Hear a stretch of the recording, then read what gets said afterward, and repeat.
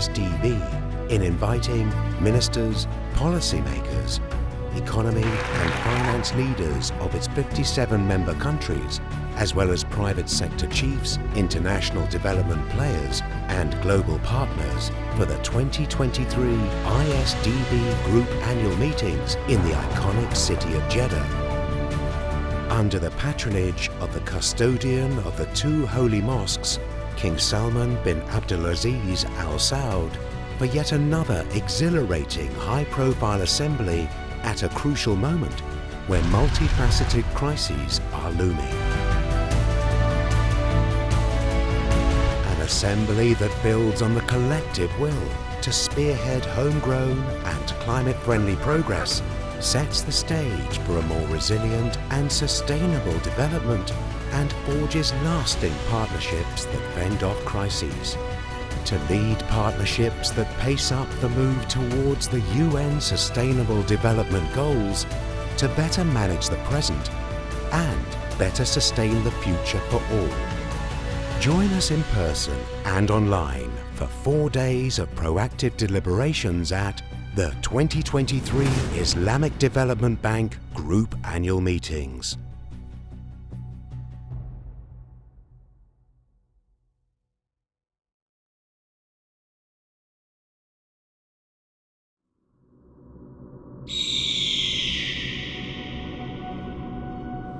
From the center of one of the most magnificent civilizations on the face of the earth, that has inspired millions of people all over the world, from where vision and perseverance have turned dunes of sand into an iconic land of productivity and modernity,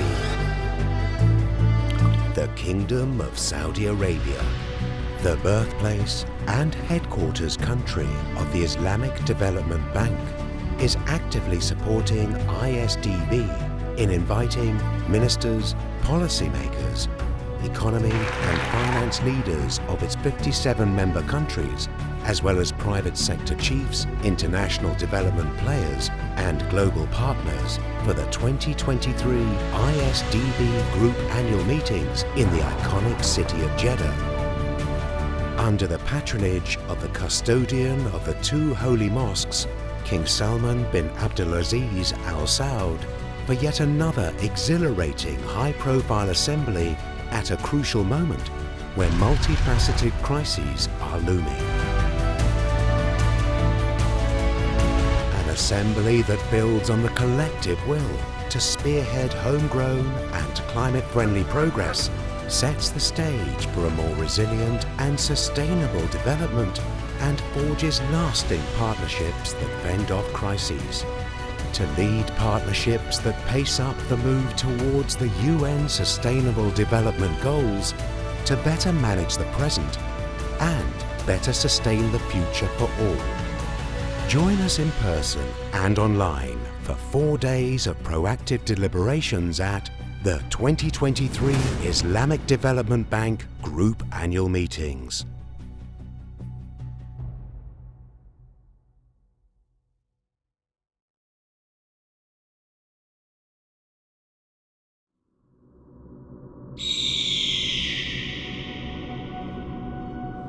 From the center of one of the most magnificent civilizations on the face of the earth, that has inspired millions of people all over the world, from where vision and perseverance have turned dunes of sand into an iconic land of productivity and modernity, the Kingdom of Saudi Arabia, the birthplace and headquarters country of the Islamic Development Bank, is actively supporting IsDB in inviting ministers, policymakers, economy and finance leaders of its 57 member countries, as well as private sector chiefs, international development players and global partners for the 2023 IsDB Group Annual Meetings in the iconic city of Jeddah. Under the patronage of the custodian of the two holy mosques, King Salman bin Abdulaziz Al Saud, for yet another exhilarating high-profile assembly at a crucial moment where multifaceted crises are looming. An assembly that builds on the collective will to spearhead homegrown and climate-friendly progress, sets the stage for a more resilient and sustainable development, and forges lasting partnerships that fend off crises. To lead partnerships that pace up the move towards the UN Sustainable Development Goals, to better manage the present and better sustain the future for all. Join us in person and online for 4 days of proactive deliberations at the 2023 Islamic Development Bank Group Annual Meetings.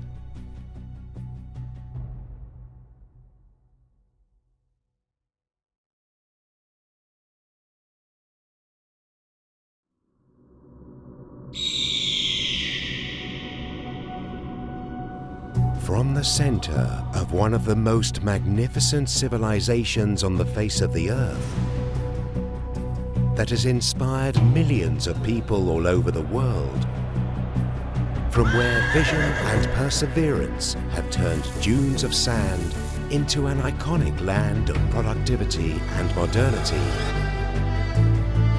the Kingdom of Saudi Arabia, the birthplace and headquarters country of the Islamic Development Bank, is actively supporting IsDB in inviting ministers, policymakers, economy and finance leaders of its 57 member countries, as well as private sector chiefs, international development players and global partners for the 2023 IsDB Group Annual Meetings in the iconic city of Jeddah. Under the patronage of the custodian of the two holy mosques, King Salman bin Abdulaziz Al Saud, for yet another exhilarating high-profile assembly at a crucial moment where multifaceted crises are looming. An assembly that builds on the collective will to spearhead homegrown and climate-friendly progress, sets the stage for a more resilient and sustainable development, and forges lasting partnerships that fend off crises. To lead partnerships that pace up the move towards the UN Sustainable Development Goals, to better manage the present and better sustain the future for all. Join us in person and online for 4 days of proactive deliberations at the 2023 Islamic Development Bank Group Annual Meetings.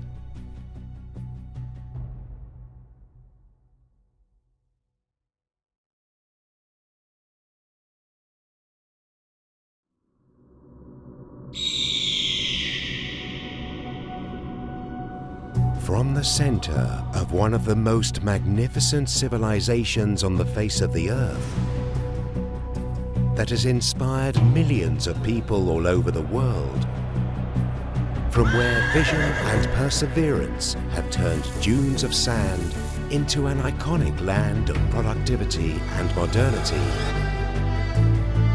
the Kingdom of Saudi Arabia, the birthplace and headquarters country of the Islamic Development Bank, is actively supporting IsDB in inviting ministers, policymakers, economy and finance leaders of its 57 member countries, as well as private sector chiefs, international development players and global partners for the 2023 IsDB Group Annual Meetings in the iconic city of Jeddah. Under the patronage of the custodian of the two holy mosques, King Salman bin Abdulaziz Al Saud, for yet another exhilarating high-profile assembly at a crucial moment where multifaceted crises are looming. An assembly that builds on the collective will to spearhead homegrown and climate-friendly progress, sets the stage for a more resilient and sustainable development, and forges lasting partnerships that fend off crises. To lead partnerships that pace up the move towards the UN Sustainable Development Goals, to better manage the present and better sustain the future for all. Join us in person and online for 4 days of proactive deliberations at the 2023 Islamic Development Bank Group Annual Meetings.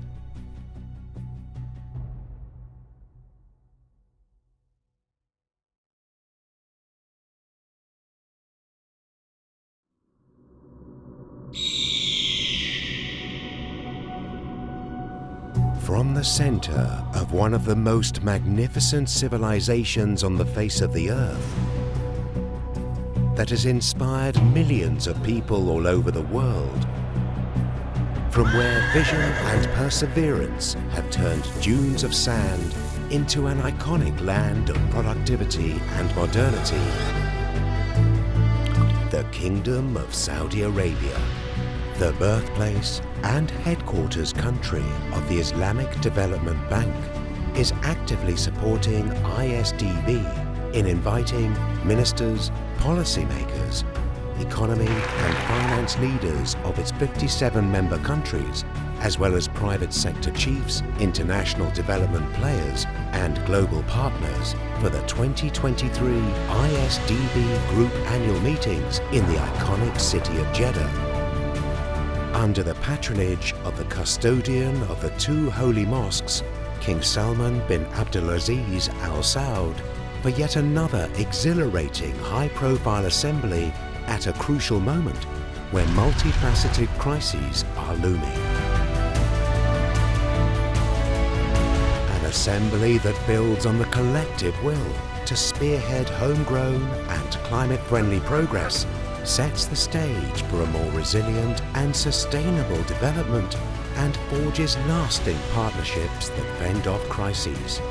To lead partnerships that pace up the move towards the UN Sustainable Development Goals, to better manage the present and better sustain the future for all. Join us in person and online for 4 days of proactive deliberations at the 2023 Islamic Development Bank Group Annual Meetings.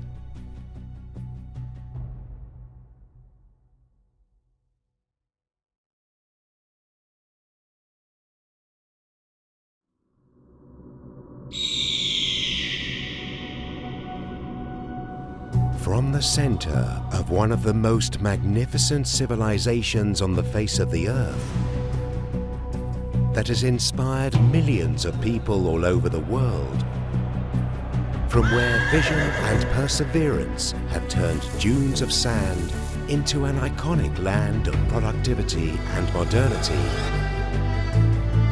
the Kingdom of Saudi Arabia, the birthplace and headquarters country of the Islamic Development Bank, is actively supporting IsDB in inviting ministers, policymakers, economy and finance leaders of its 57 member countries, as well as private sector chiefs, international development players and global partners for the 2023 IsDB Group Annual Meetings in the iconic city of Jeddah. Under the patronage of the custodian of the two holy mosques, King Salman bin Abdulaziz Al Saud, for yet another exhilarating high-profile assembly at a crucial moment where multifaceted crises are looming.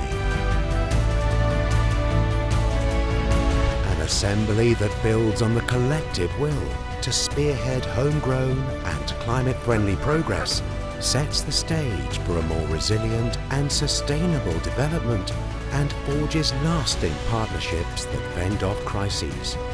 To lead partnerships that pace up the move towards the UN Sustainable Development Goals, to better manage the present and better sustain the future for all. Join us in person and online for 4 days of proactive deliberations at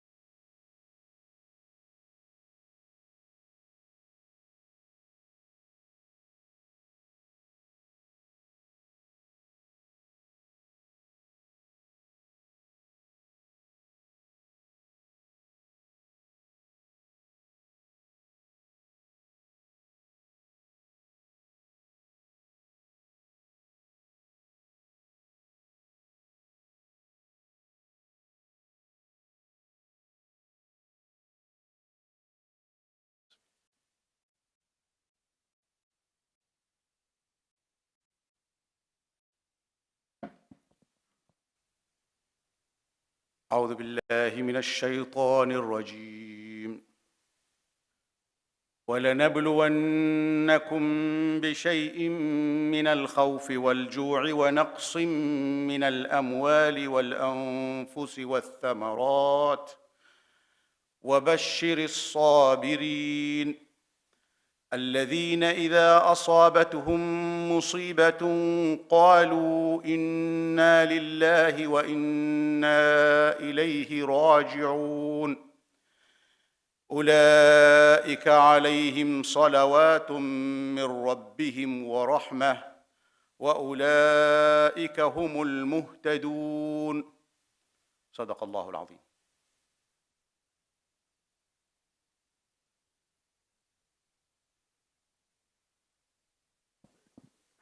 Thank you. So first, to give some context to our session today, we have the acting DG, Amar Bukvich, to set the scene for today's session.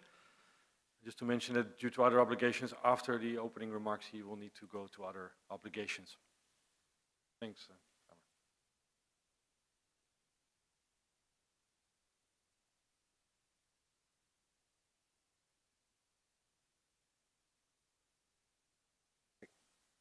Yannick, thank you very much for introducing me.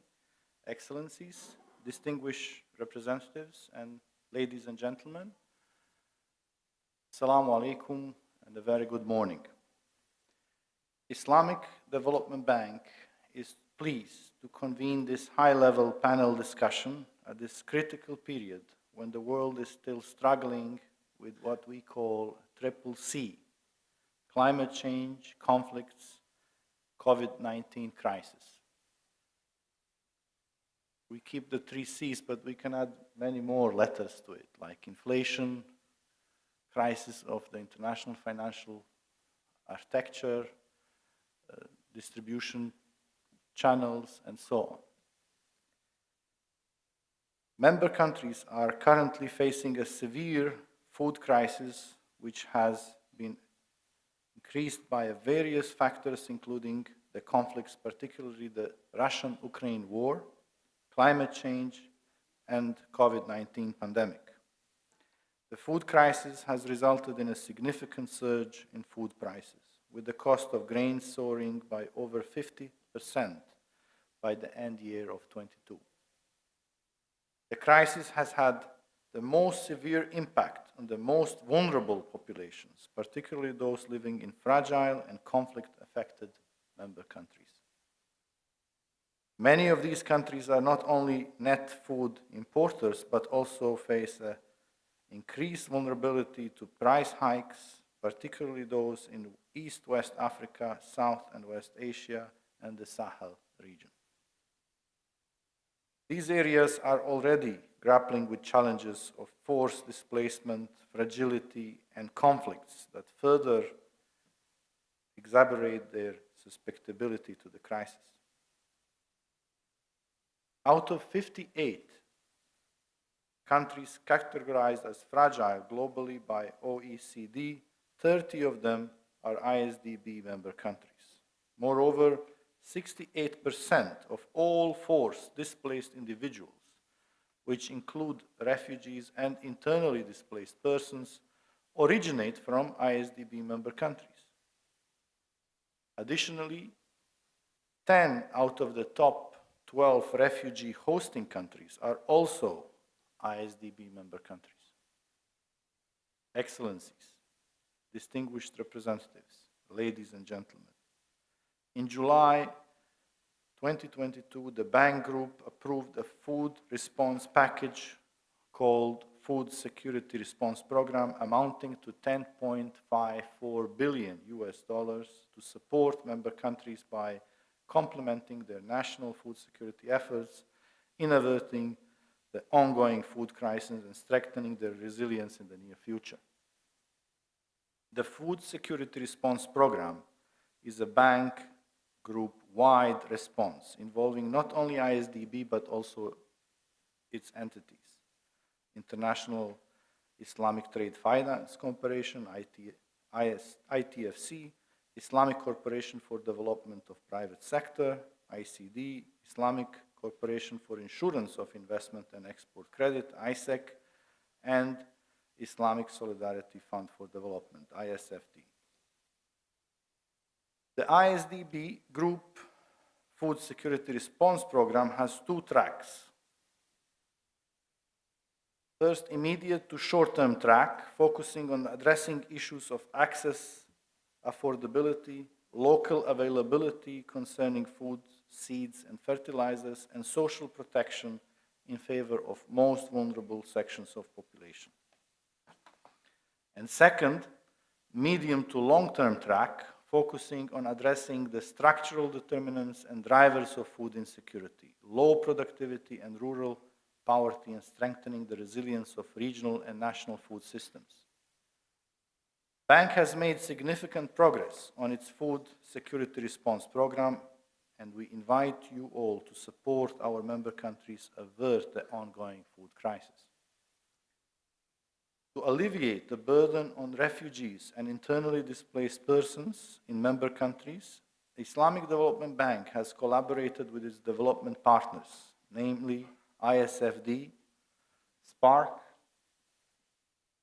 which is represented by its founder, Mr. Yannick, Abdullah Al-Nouri Charity Society, International Islamic Charity Organization, and Global Muslim Philanthropist Fund for Children, to introduce a program aimed at fostering an enabling environment for economic and social empowerment of young refugees and host communities. This program is called Skills, Training and Education Program, or STEP,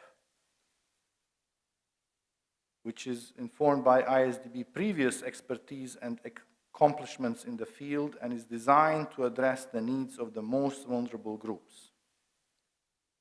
As we say, a picture is better than 1,000 words, so before I further proceed, I would like to invite you to watch a short clip on STEP, Skills, Training and Education Program. Can you please place the video? Numerous nations across the globe are plagued by violent conflicts and natural and man-made disasters resulting in substantial forced displacement. The Muslim world experiences the most significant impact as it is predominantly affected by conflicts and disasters. Consequently, Muslim nations emerge as the primary origin and concurrently the principal hosts for individuals forcibly displaced from their homes.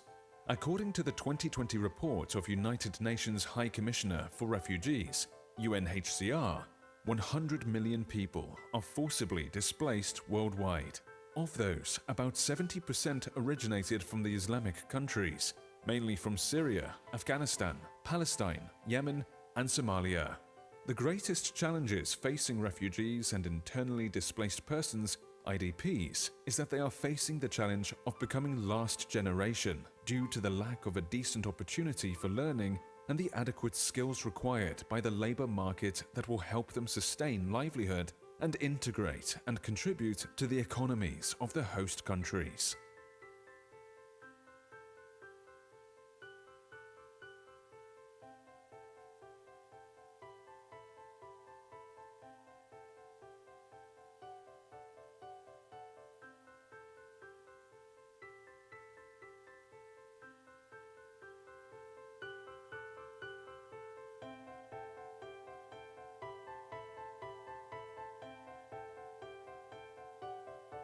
Children below 18 years of age make up more than 40% of the forcibly displaced people worldwide. The importance of including these children and youth in education systems cannot be overstated, although they have very limited access to education.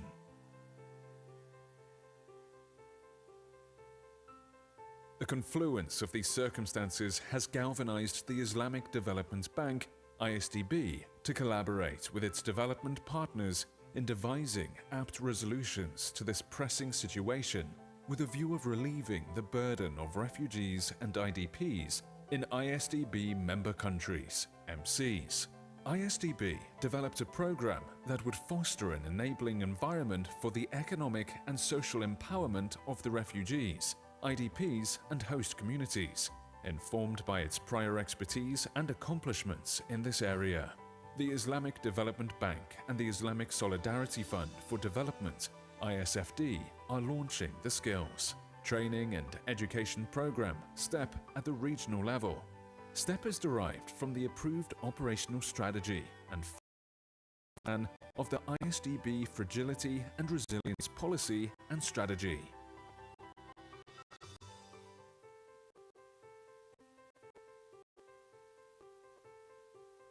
STEP endeavours to bolster the youth among refugees, internally displaced persons, IDPs, and host communities by augmenting their access to education, fostering skill enhancement, and generating employment prospects.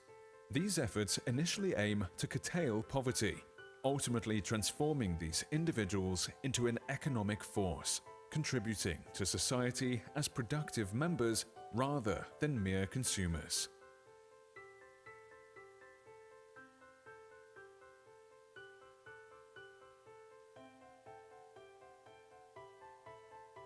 Main components of STEP: providing smart and blended education to refugee children and IDPs to have access to the primary education, providing skill development and training to refugees and host communities, increasing access to higher education for better academic opportunities for refugees and IDPs, developing entrepreneurship and green jobs. STEP targets: children between 5 to 14 years old and youth dropouts 15 to 35. The targeted countries in this program are those who have more than 1 million forced displaced people. Priority will be given to the countries recovering from conflict and countries in economic depression.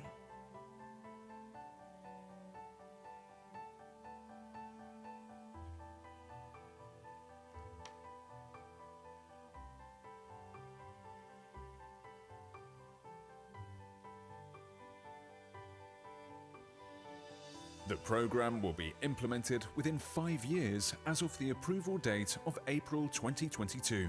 The program brings together all development partners, private sectors, philanthropists, and other international and regional organizations aiming to achieve the noble objectives of the program. The program has already received several contributions and implemented certain projects in some countries.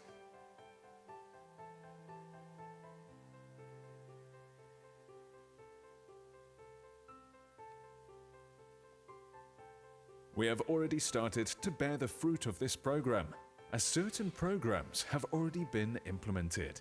There are also several pending projects, and we are still in the process of receiving projects from the member countries. The program has already begun to yield tangible results, with specific initiatives having been executed. Additionally, numerous projects are in the pool for review, and we continue to receive proposals from our member countries.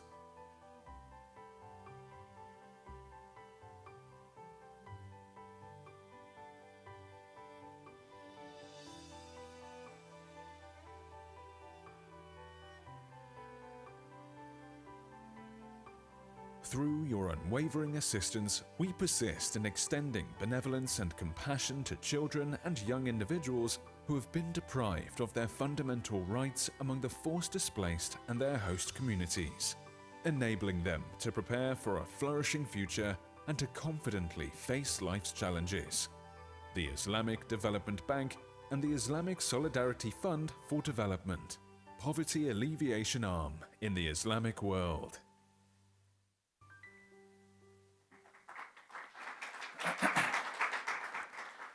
Thank you, Excellencies, distinguished representatives, distinguished panelists, ladies and gentlemen.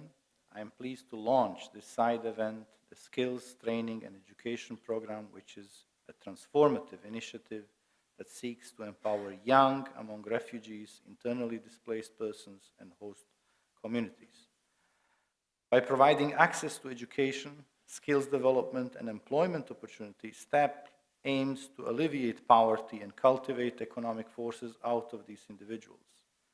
In fine, STEPs will help create a positive impact, enabling refugees and IDPs to become active contributors to their societies and fostering long-term growth and development In terms of scope, STEP will focus on smart education, skills training, higher education access, and entrepreneurship development.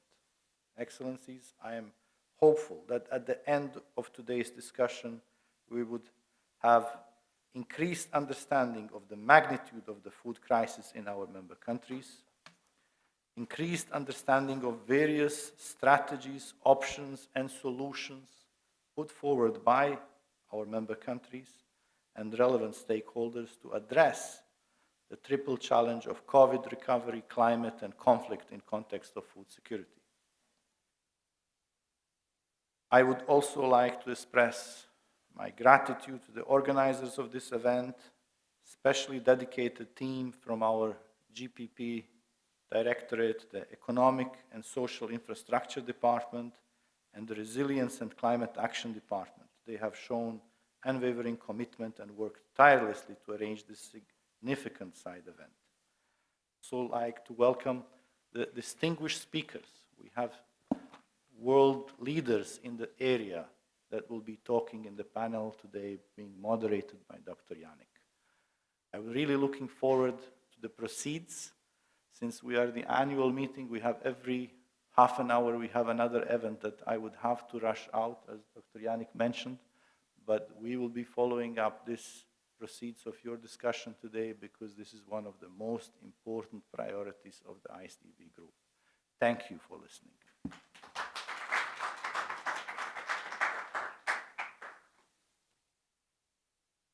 Thank you very much, Amer, and your team for setting this up. And I have to really congratulate, maybe just from where I'm sitting, to really mention one element that I find very inspiring and very strong about this initiative of the IsDB is that it's cross-cutting.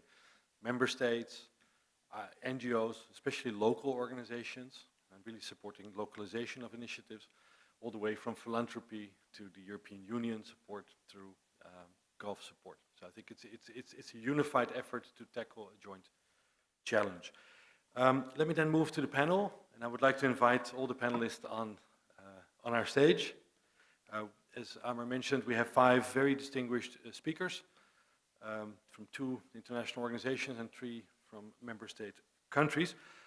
So first on stage, the Minister of Finance of the Federal Republic of Somalia, and also, of course, the IsDB Governor, Dr. Mahmoud Noor.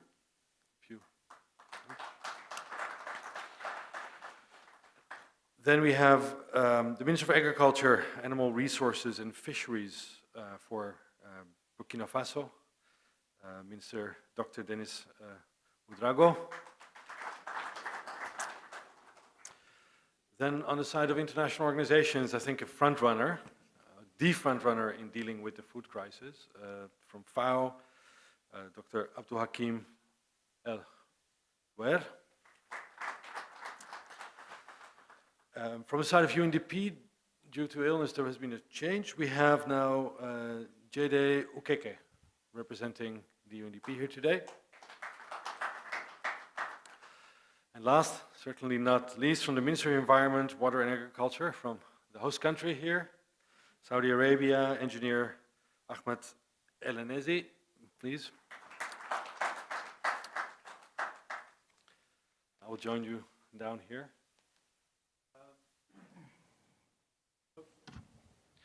Yes, I'd like to start with Somalia. In fact, this morning. Good morning. Because I think you're one of the countries, unfortunately, being hit by all these crises at the same time. So the pandemic, the climate change, conflicts, political instability. So how have you responded? What have been your innovative approaches? How have you been trying to cope with this quite overwhelming situation? Thank you very much, and good morning, everybody. Assalamu alaikum wa rahmatullahi wa barakatuh. I am very glad to participate in this, and I appreciate the organizers. They are well organized event and for this very important topic. Somalia, as you know, it's a very unique situation because almost 20 years or more, there was a collapse of, you see, the state. So it was just, you see, started recently that, you see, to form, you see, federal government, which is still struggling to build the state and, you see, reconstitute, you see, the institutional governments. So during that, you see, long period, there is, you see, when there is no public at all services, what happened is that there is a complete degradation of environment. Environment requires the government to protect it. So when there is no government, you can imagine how the situation will change. And I think it's a lot to learn from Somalia, what happened during that time. I remember in my young age, you see the areas where all kinds of ecosystem, animals, forests, it has completely changed and become, you see, a desert due to, you see, the lack of government. Somalia is the least country to contribute to global pollution, but it's mostly affected and victim to, you can say, climate change. On one reason is the state collapse.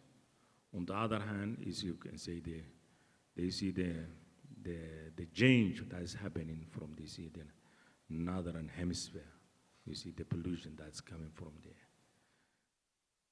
there. And so the climate change, you see, resulted recurring droughts. Previously, you see, the frequency of droughts were long. There is an interval. Every 10 years, there is a recurring drought. But recently, it became every 2 years or 3 years. There is a severe drought that hits not only Somalia, but you see the Horn of Africa at large. That is, you see, the effect of the climate change. On the other hand, there is, you see, the conflict. And of course, you see, the conflict and climate change, they are, you see, interacting each other, interlinked factors. When there is no conflict, there is no, you see environment protection. When there is a scarce of resources, there will be a more conflict. So you see the conflict, you see, then climate change, they are, you see, feeding each other. So then, you see, you can understand, you see, what level it can make, you see, and what result it can impact. Within this also, you see, the context, what happened, you see, the last pandemic, which was, you see, also the COVID-19, which affected the most of the countries. We see I think the least prepared country to protect its citizens was Somalia. Where there is no health, you see, you can say infrastructure is not there at all. So then you can imagine how badly it can affect, you see, that we see a country. So this is a complex situation where they see the scarce resources, and also you see within, you can say within a weak government institutions, then you can imagine how much it can respond to these all. But you see the Somalia, with the help of, you see, the brothers and international partners and brotherly countries, they will, you see, crying and asking, you see, that, you see, they may get, you see, a support. And with this, with the least, you see, the resources, they struggle that, you see, to at least to respond, then it is necessary things, essential things. And then now Somalia is recovering from all these three complexes, CCC. It is just a recovery stage. Last year, there was a severe drought, where about, you can say, more than 5 million people were at the verge of starvation. And then you see with the help of, you can say, you see brotherly countries and international partners, and also you see with the struggle of, you can say, the government and local communities, they responded well. Instituted two institutions, Ministry of Environment, and then also you see the agency of, you can say, disaster prevention and we can say disaster management. So within these two institutions, they were struggling. And also, you said President Hassan, Dr. Hassan, also appointed a special envoy who toured, you see, all over the world to, you see, to gather, you can say humanitarian assistance, so that you see those who are affected mostly that in emergency responses to be addressed. Moreover, Somalia is struggling another difficult war. That is, you can say, it's a war against the terror groups, which started for the last 6 months. So with these complexities, Somalia also is struggling to liberate itself and to free itself from the terror groups with the help of, you can say, neighboring countries and international partners. And also it's really doing very, a successful mission that's to liberate almost 1/3 of the area they were occupying. And expectedly, they may complete the rest within the coming year or months. That's what is expected. Somalia is to that direction, on one hand, facing that difficult toll. On the other hand, responding to humanitarian crisis. On the other hand, building the state and economic reform. So these are the area where they see the food insecurity and all you can say climate change effect is Somalia is struggling to come back to recovery. Thank you. Thank you very much, Minister Noor. I'll have a couple of onward questions for you later on this, particularly on the role also of the local private sector, and I'll put this in a frame of the localization discussion, how to empower Somali structures to deal with this crisis. But before doing so, I just want to move to Burkina Faso and to Minister Ouedraogo. I think you've faced similar challenges that we just heard on the CCC, the pandemic, the climate change conflict, political instability. So what approaches have you taken, and do you recognize the Somali approach, and what lessons have you learned? Okay, thank you very much. I am glad to be part of the panelists, and I would like to thank the Islamic Development Bank for inviting me to talk about a topic of very importance for my country and also the Sahelian region. But in order to allow me to be fluent and comfortable, let me continue in French. Ok. Alors, je voudrais vraiment remercier tout le monde pour... I wish to extend my gratitude to everybody here. It is a pleasure for me to take part in this very important encounter and to discuss the CCC challenges that we are confronting.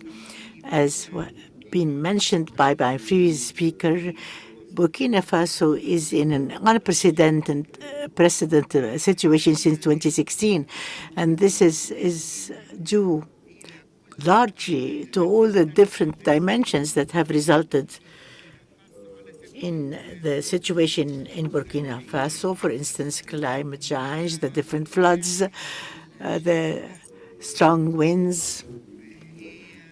All those represent great threats to the people of Burkina Faso.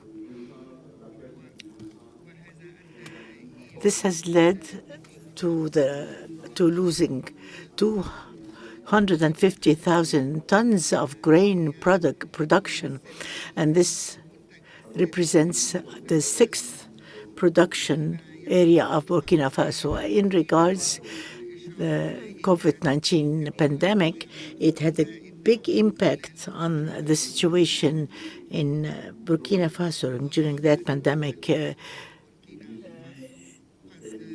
stage, the countries surrounding Burkina Faso have closed their borders to the country and have not opened their borders.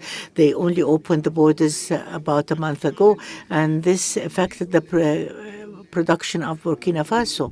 And the problems were related to foodstuff for fertilizers, and the prices surged to about 30 or 35%.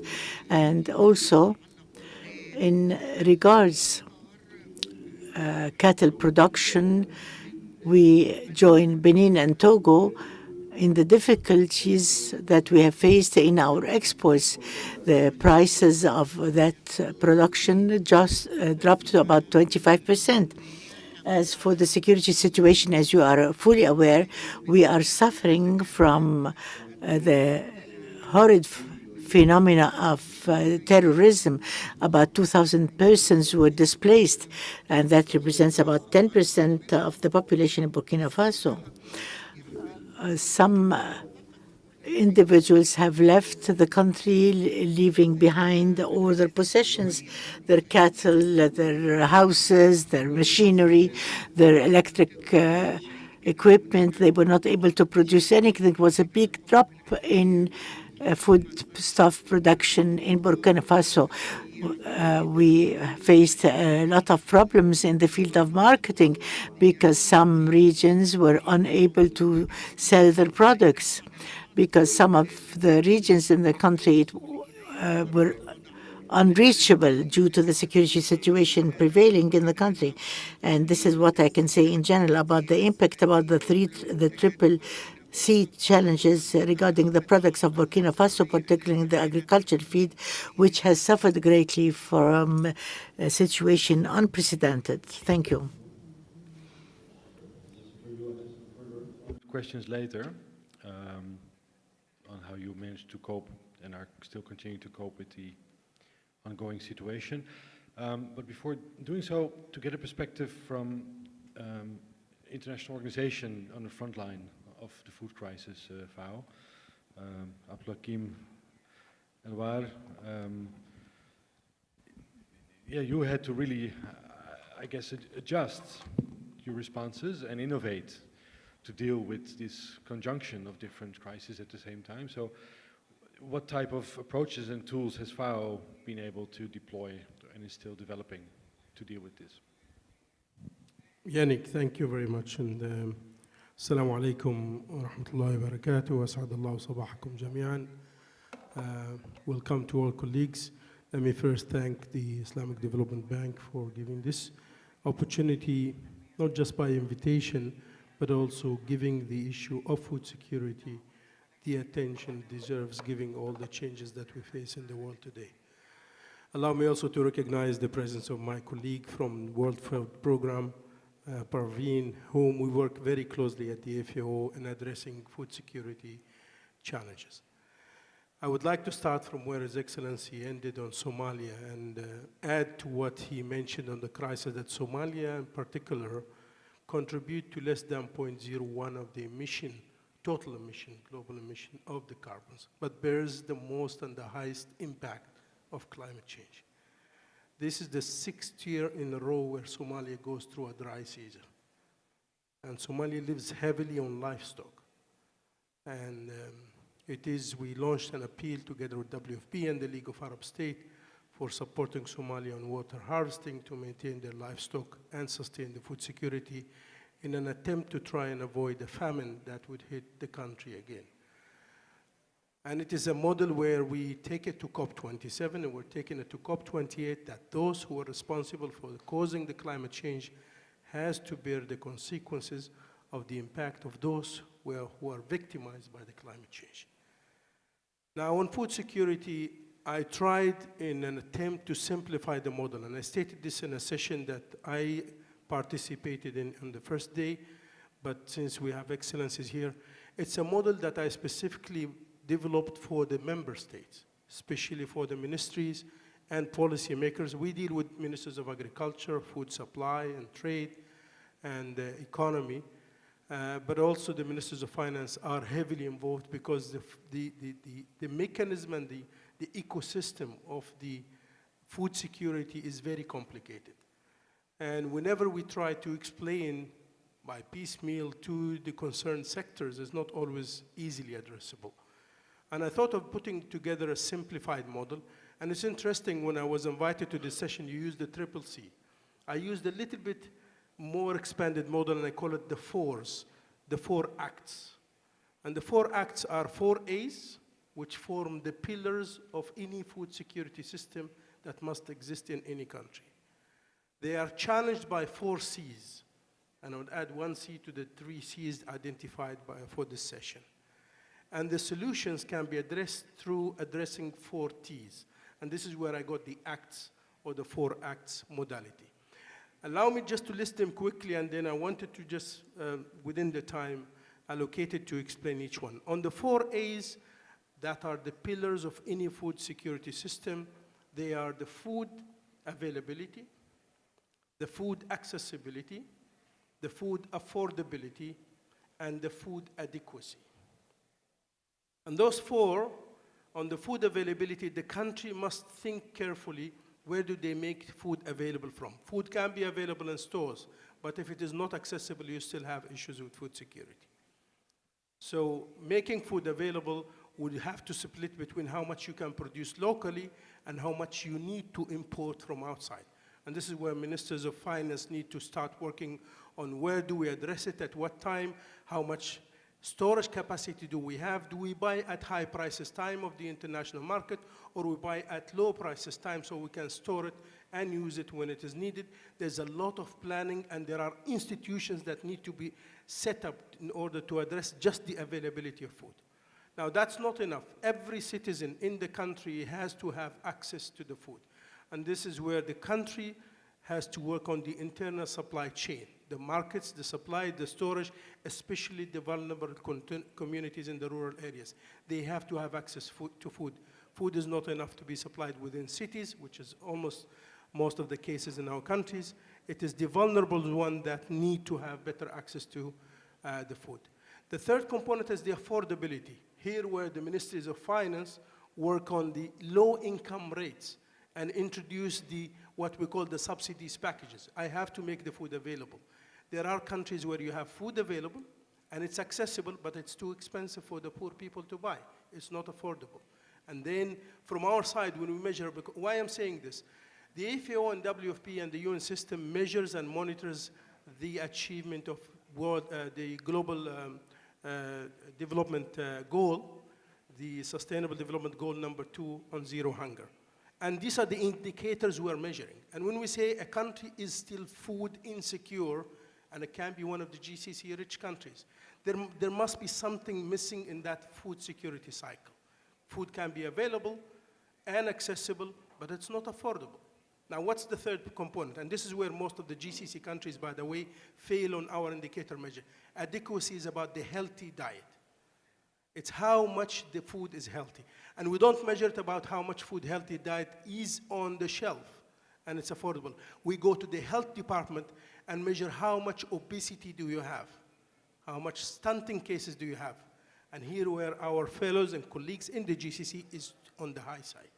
So they're still labeled as food insecure, although food is available, is accessible, is affordable, but it's not yet addressing the healthy component. And they need to invest more on awareness and health departments on addressing the healthy one.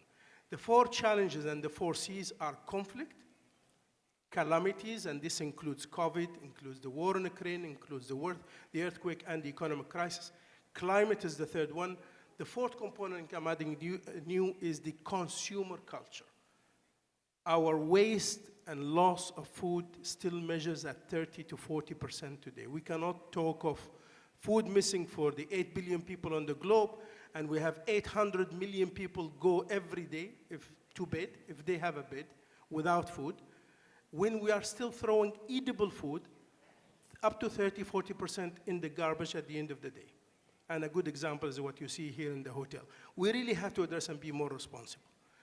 Now, that food loss has to be addressed in a way where we address the consumer culture, our cultures of how do we consume food.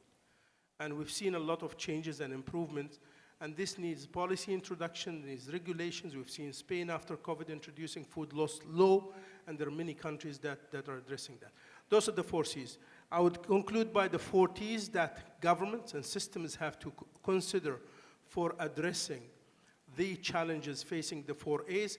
We start with trade. Trade is a component that's important, especially for our region. Our region is the driest region in the world. 7 countries of our region are among the top 10 dry countries in the world.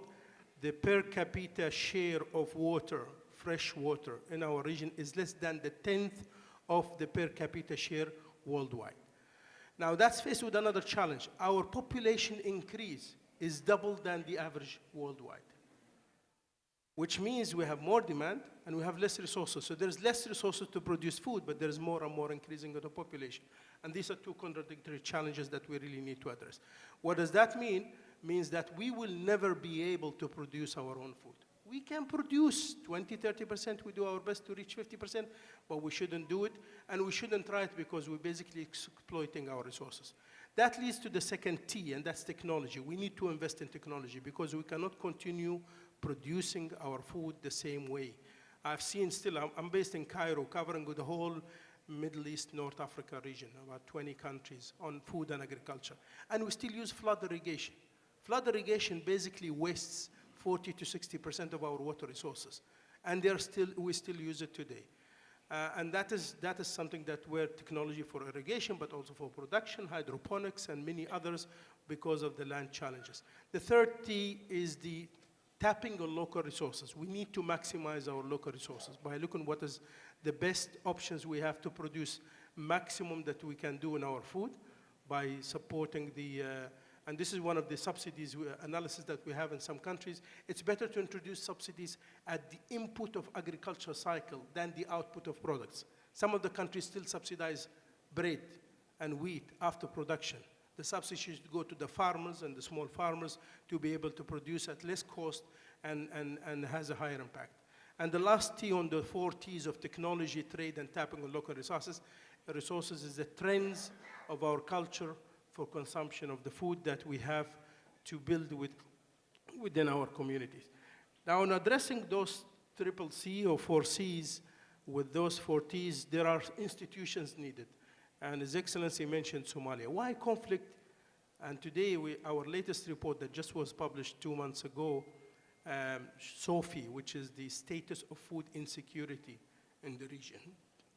It's an annual report that monitors SDG 2, showed that 1/3 of our population is still food insecure. And that's a huge number, 1/3 of our population. But 70% of that 1/3 actually in conflict areas. So the conflict countries are more affected than the non-conflict countries. So it's not spread equally. Even within countries where you have food insecurity, it's mostly in the rural areas, marginalized communities. So we still have within country inequalities, but the conflict is the more serious effect or factor today, more than climate and more than COVID and more than the other C's that we listed. Why? Because conflict leads to collapse of the country's institutions. To monitor all the food systems, food security systems that I mentioned, to ensure availability, you need to have systems there. You have to have institutions, stable institutions that monitor when they buy and when they sell, when they store, and when they distribute the food and who gets what. And then you need a system in the finance that distributes the subsidies and make sure that the low-income citizens benefit more from the subsidies than the others. The same with the food safety, the same with the food access.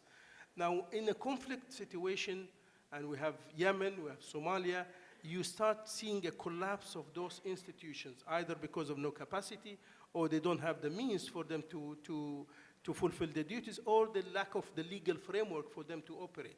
And that what causes a kind of either non-state, failure state, or a state that does not have a system or a legal framework to operate smoothly. And that's why it needs to be addressed very deeply. Maybe one last point, in the region here, I'm talking about the MENA region, but wider. I mean, on Somalia, we take it more. Somalia at one day was producing food for the Arab region. And they still have capacity to do that. We still can supply most of our meat needs only from Somalia, let alone Sudan and South Sudan and all this. I was in Kuwait, and the issue was addressed live on TV and said, We do not have a challenge with our dry weather to our chance to produce our own food. What we do, now we rely on the outside sources. Russia, Ukraine supply about 30% of the world demand of wheat and most of the cereals. And here is a collapse due to the war. So what we should do, I said, invest within your region. You cannot rely sustainably on supplying food from Australia or Latin America or Europe. You need to make sure that it comes within your, invest in peace first, and then through peace, invest more to make sure that these countries like Somalia, Sudan, Syria, I call them these countries of the real food basket of the region. You start with Iraq, Syria, Egypt, Sudan, and Somalia. These are the countries that have water, and they have the potential to produce food for the rest of the region. And the region has to invest in sustaining their peace. Unfortunately, they're all lacking peace, and making sure that they have the systems to feed the rest of the region. Let me stop here. I have more to come, especially on the fertilizers. I don't want to take more of the time of the colleagues. Thank you. Thank you, Abdul Hakim. Some very interesting new insights there. I like your point on waste. I think that you really put into the discussion here today, flood irrigation, but also 40% of waste. That's about 30% of people not having access to food. I think that's a match there, right? So that's an interesting thought. We'll come back to you as well to dive a bit deeper in a bit. But just to give the floor to UNDP for a moment, because you also have had some really innovative approaches needed to deal with all these crises that have been hitting in the last 5 years. So how have you adjusted? What have been your new approaches to deal with the situation? Could you enlighten us, Mr. Okeke? Thank you very much, and good morning to all participants. Thanks for inviting UNDP to a discussion that is incredibly important to our mandate as part of the UN system.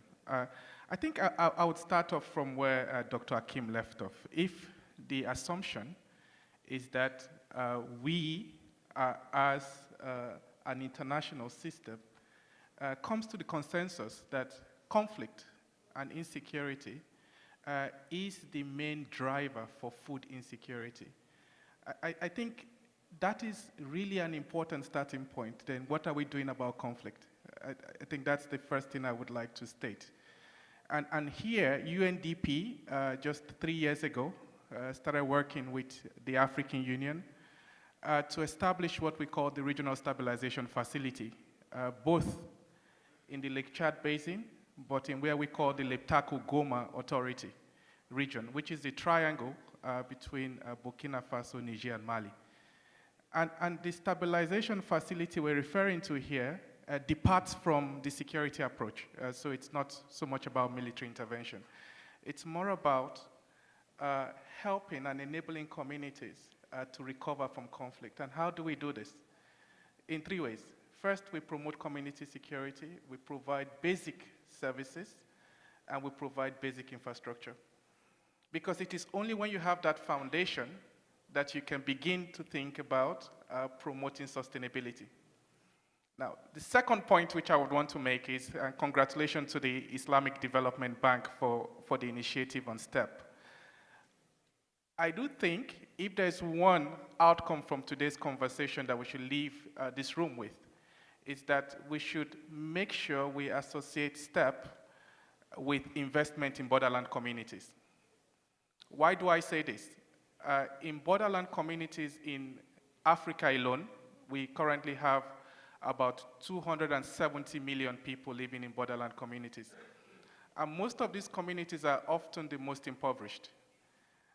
And therefore, if we're able to invest in these communities, what you'll be doing is that not only would you be reducing the impact of food insecurity as broadly defined by Dr. Hakim, but you would also be reducing the impact of poverty in these communities, because these are often the most excluded communities. I think this is really an important point.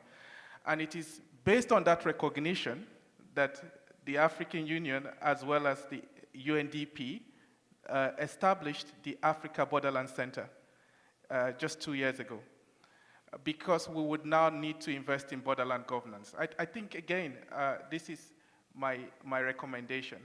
In terms of what we are doing on the climate pillar, so departing from conflict, let me mention a couple of things. One, we are supporting countries in the establishment of their nationally determined contributions, or what sometimes is often called the climate promise plans. And today we currently have 122 globally, right? But plans are not workable without finance. And that is why it's going to be very important for us to promote finance to allow for the effective implementation of the NDCs, right? Now, how do we do this? Coming out of, and I think it was the point the Minister of Finance mentioned, coming out of COP27, there was a recognition that we can access finance through the whole loss and damage conversation. But this is still very much conceptual. We have not been able to translate this global agreement into practice. And that is why we are also working with our member countries to make that happen. Now, last year we launched the Africa Mini-Grid program.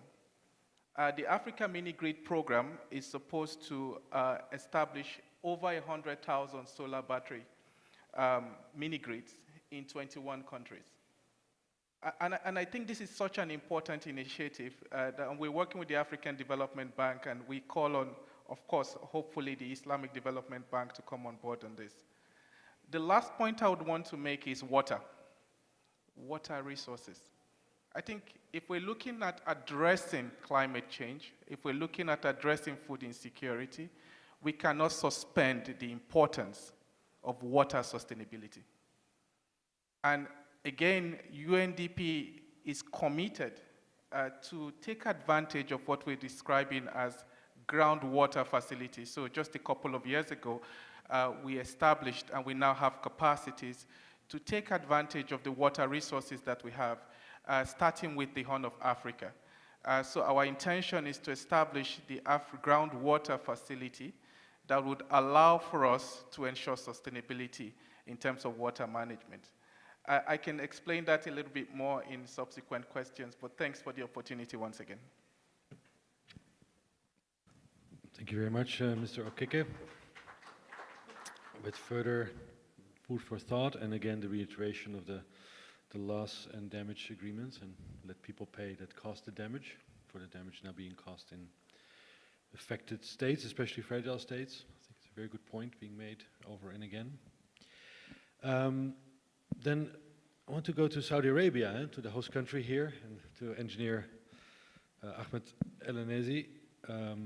You have some very interesting initiatives going on, especially on climate. And so I heard about the Saudi Green Initiative, SGI. I think it would be useful for us to hear a bit more about this, and what are your objectives, scopes, and achievements in that program, particularly related to the climate crisis and climate adjustment.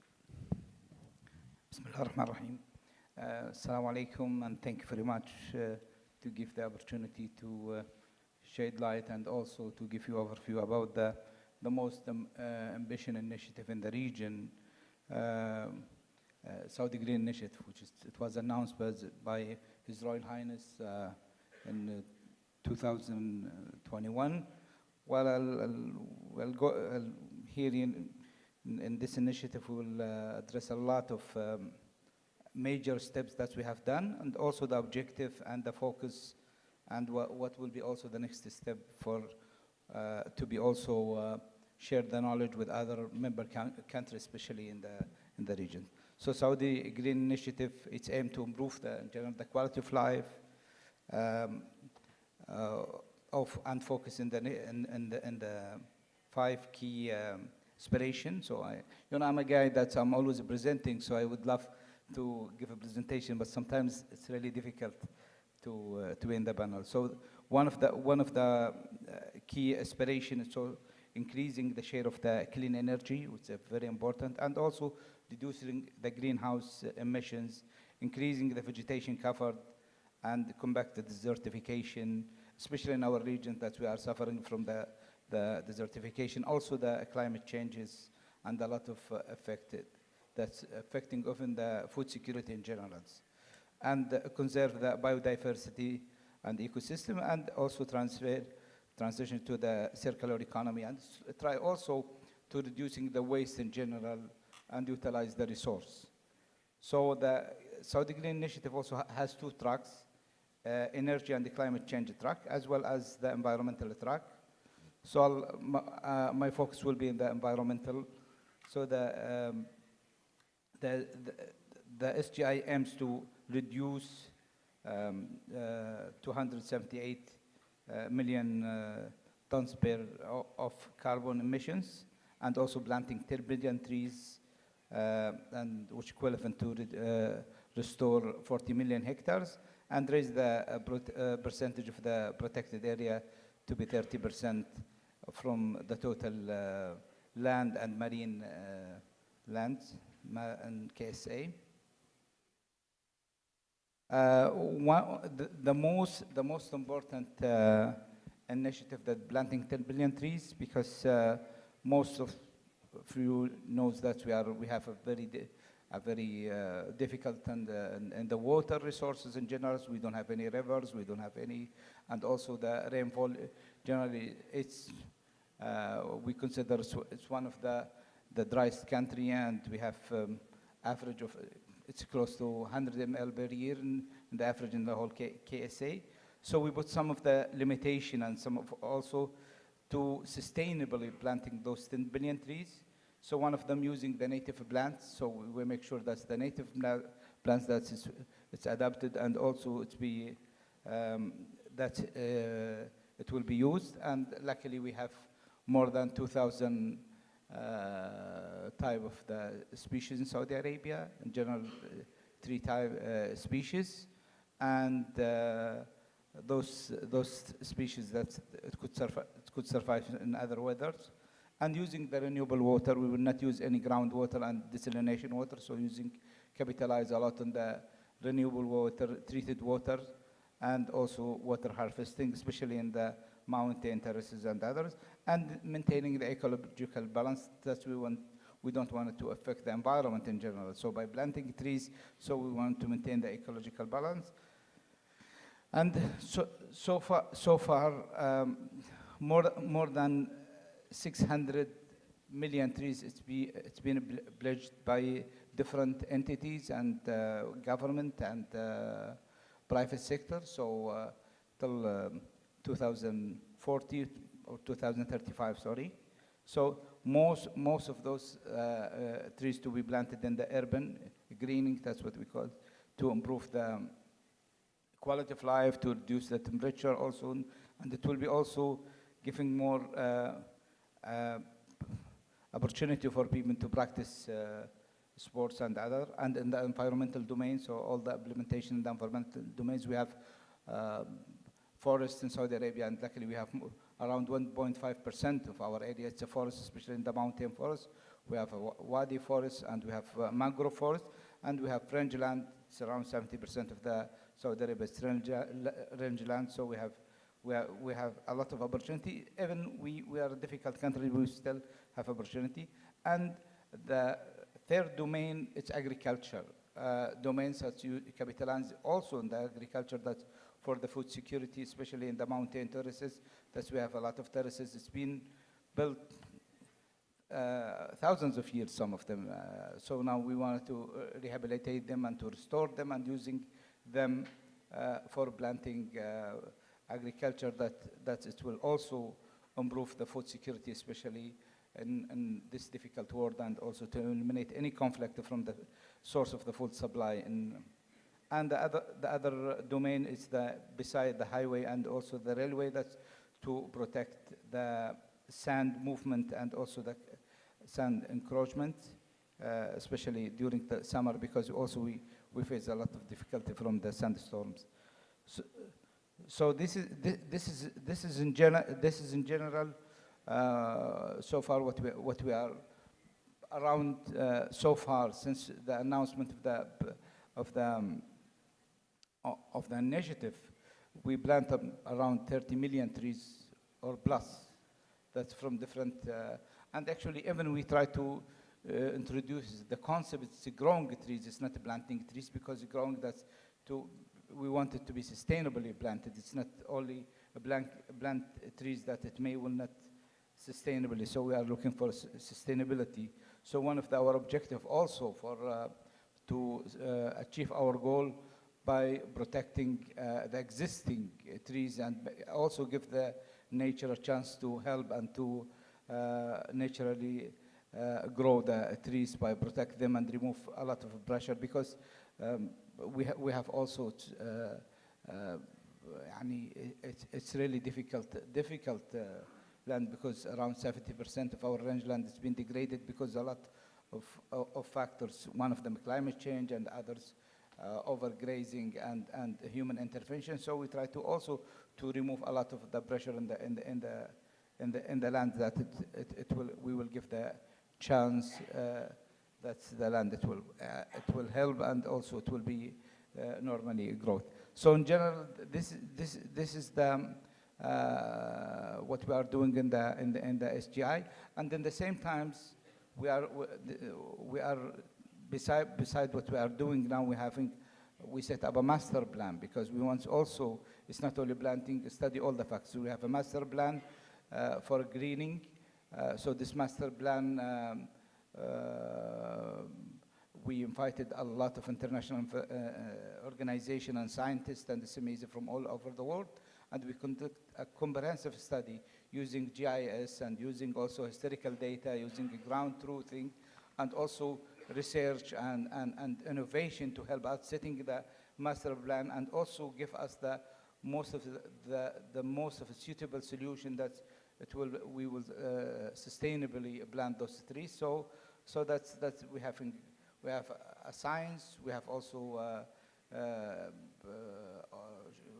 we learn from other countries, from other projects. That's try to eliminate their mistakes and learn from them, and also to make sure that we are serious and in this ambition project, and achieve it in the right time and in the right also budget. And SGI usually it's under the higher supervision from the leadership of the country. So there is a higher Supreme Committee monitoring the achievement of the plantation or the SGI in general, so chaired by His Royal Highness. And there is also a ministerial committee chaired by His Excellency the Minister, and a lot of working teams that they, in a monthly basis, they are following the progress and also supporting all the team in the ground and trying to help them if there is any decision and to facilitate our life.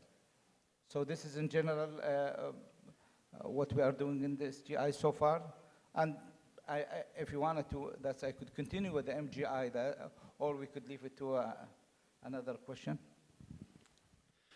Thank you very much, Mr. El-Nazi. Quite impressive how a region that's so affected by climate change is trying to adjust and cope. It is a huge challenge. Also with you, we'll come back with a further question. Also looking at the time, because I would like to have at the end at least 10 minutes for questions from the audience that gathered here today. So start preparing your questions. But I want to do one really quick round, if you can really respond to something that I'll try to ask an onward question on your first pitch. And to start here with Minister Noor, and also building on what I heard from Abdul Hakim, local production and building local capacity, and knowing that in Somalia you have a very strong, actually very entrepreneurial business community and local initiatives. What, in your view, is the role of the domestic private sector and the domestic farmers? And how can they be best supported in addressing these challenges? Thank you very much. This is a very good question. Somalia, during this, you can say, the conflict period, what has emerged, you see, this a very vibrant private sector. So you see, the Somalia's economy was depending completely on private sector, where you can say a lot of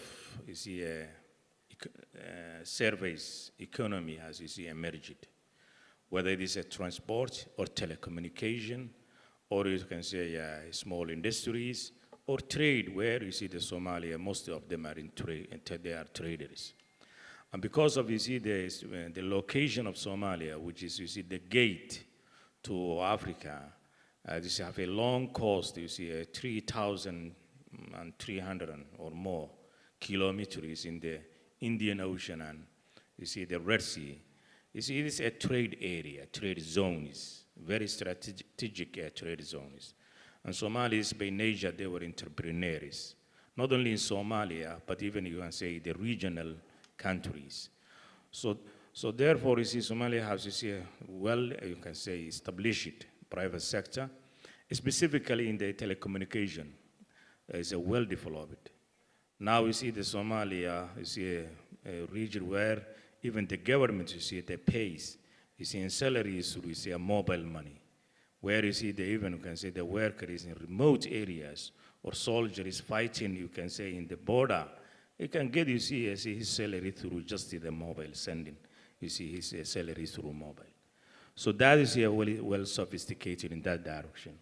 So therefore, that also, it helps the farmers, where they can, you see, reach, you see, selling, and you see, getting there, you can say, payment is through that.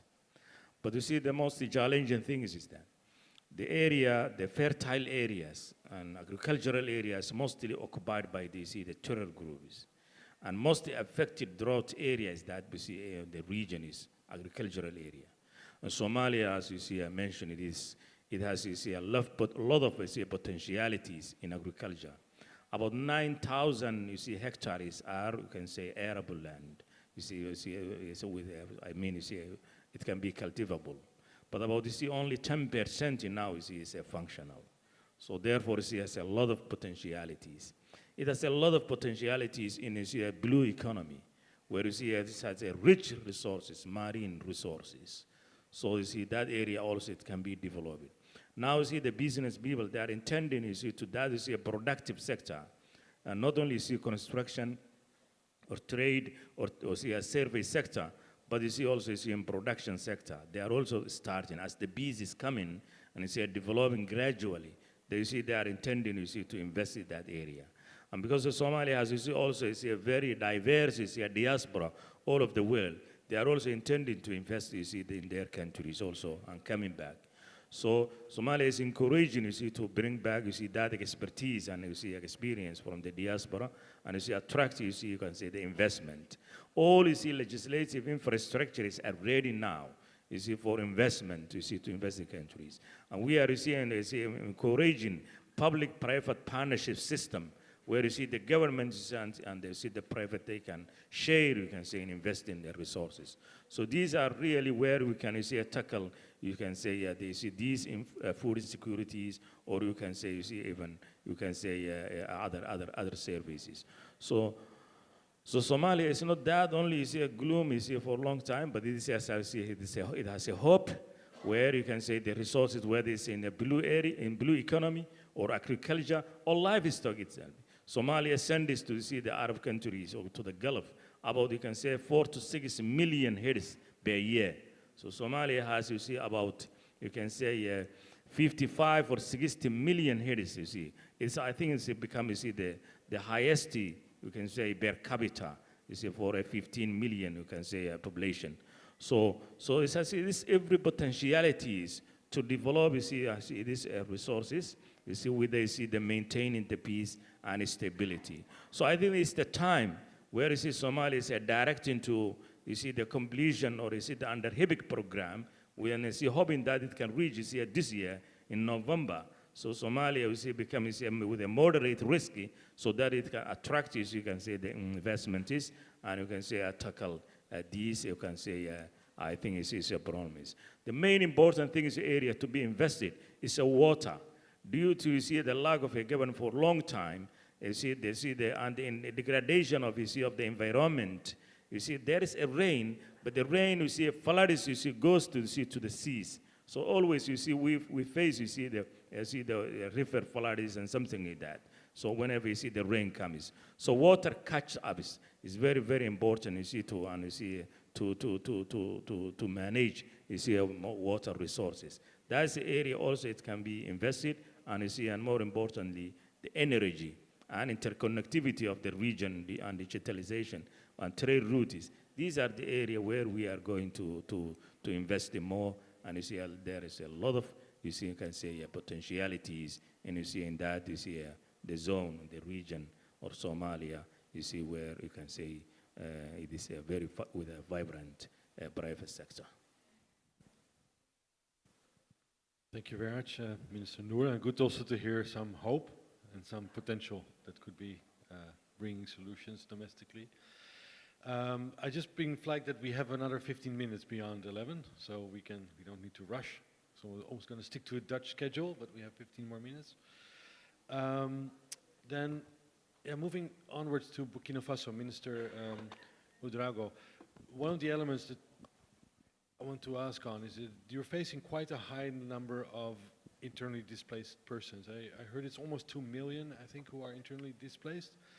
How is this affecting food security in particular, and how are you addressing particularly the internally displaced question in Burkina? Merci. Effectivement, comme je l'avais indiqué, vous le dites, il y a beaucoup de déplacés au Burkina. Rappelons que c'est environ... As for the internally displaced, their number can reach up to 8 million of the population, which caused lots of problems and challenges, especially in the field of food security. And our hope is that what we are doing now is to develop a plan of action for achieving stability for the benefit of the internally displaced people and for all those who are working under the umbrella of national economy.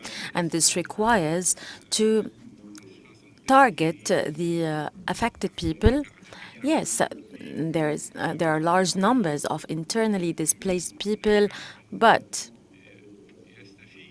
there are others who benefit from the activities that have been developed for the interest of the internally displaced people. We've worked with humanitarian assistance organizations and entities to develop a plan of action targeting IDPs and to use the available resources for their benefit. And we're always trying with our development partners to maximize the resources and to achieve our targets. We need 75 million tons of food stuff, and we are working this year with the World Food Programme to mobilize these resources. But in general, we believe that these solutions are temporary solutions, and we really need to have more structural solutions to get over the food crisis. And we have cooperated with other partners who help us in the humanitarian assistance, and part of their assistance is used to mobilize these resources. And we are working on enhancing the ability of using water resources. And this is something that we are seriously working on in order to improve food and agriculture productivity. And I wish to say that if we do not produce, we will not have marketing opportunities, and we need transportation as well. So we encourage everyone to use the local resources from the agricultural crops and rice. We need also to give priority to local products, not to imported products, in order to improve the situation. A very important point, another very important point is the issue of financing. in order to have well-irrigated agricultural areas. Because according to the studies, it is said that land resources and also underground water resources are enormous.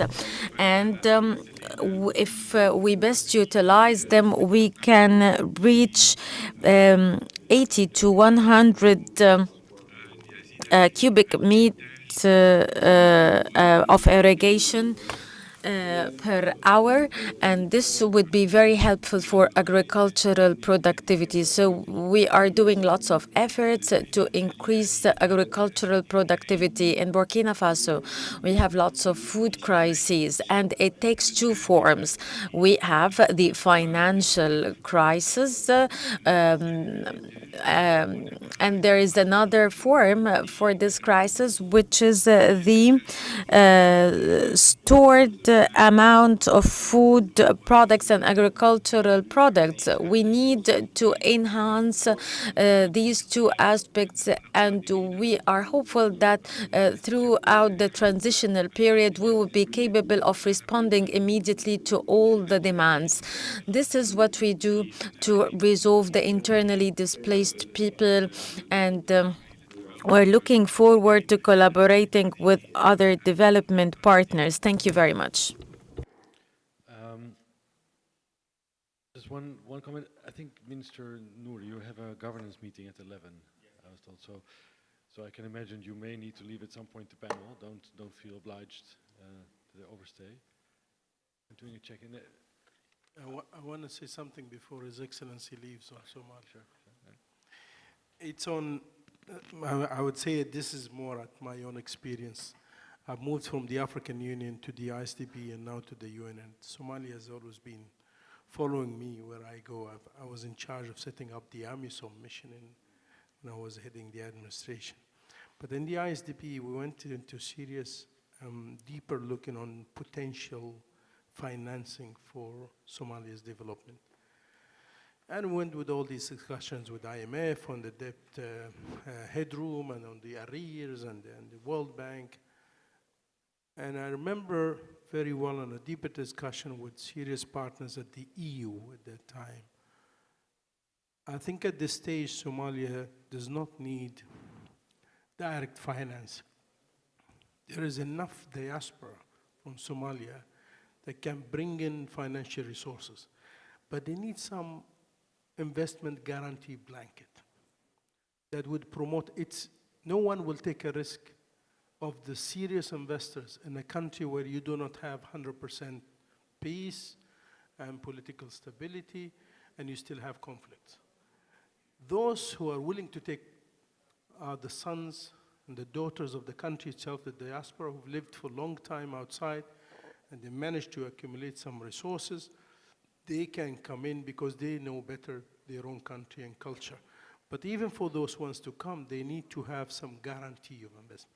So if those donors, instead of thinking of hundreds of millions or billions that they need to invest in order to rebuild Somalia, they can provide much lesser amount and make deals with some of the investment guarantee institutions, especially the multi-country ones like ISIC and MIGA, that can provide this, because none even of the private insurers would be able to provide this, Munich Re or Swiss Re or whoever, because they also have the same risk. And this is, I think, something that can attract both the diaspora, but also the neighboring countries, investors from Sudan, Djibouti, Ethiopia, Kenya, and all, because they know better the context.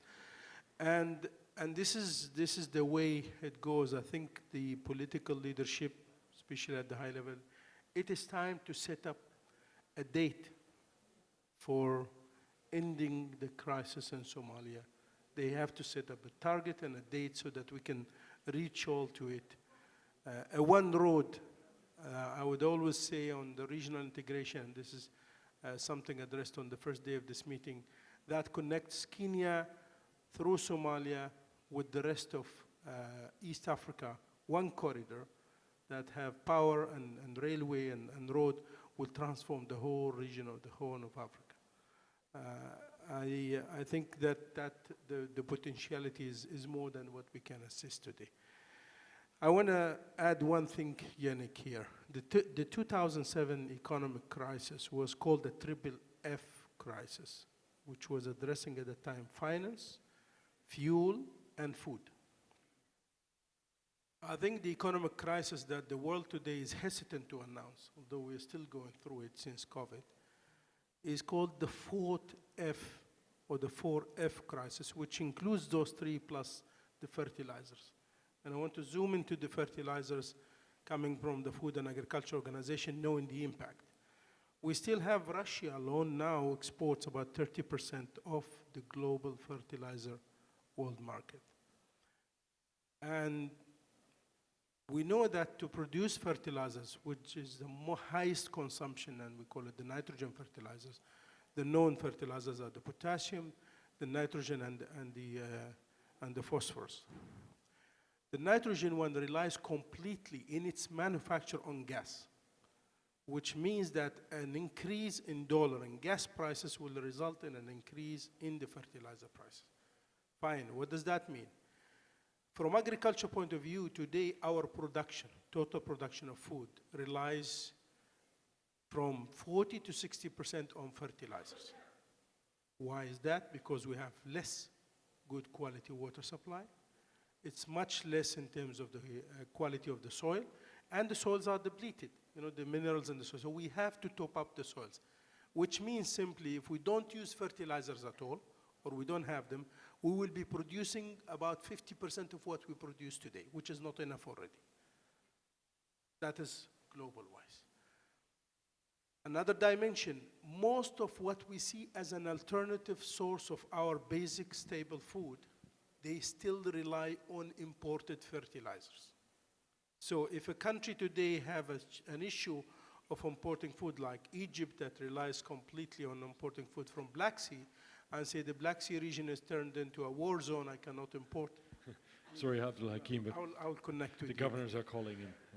Thank you, Excellency. Thank you, Minister. And they cannot import that food from Black Sea region, and they say, well, our alternative will be India or Argentina. I want to remind you that India and Argentina still relies on importing fertilizers for them to produce that food for you.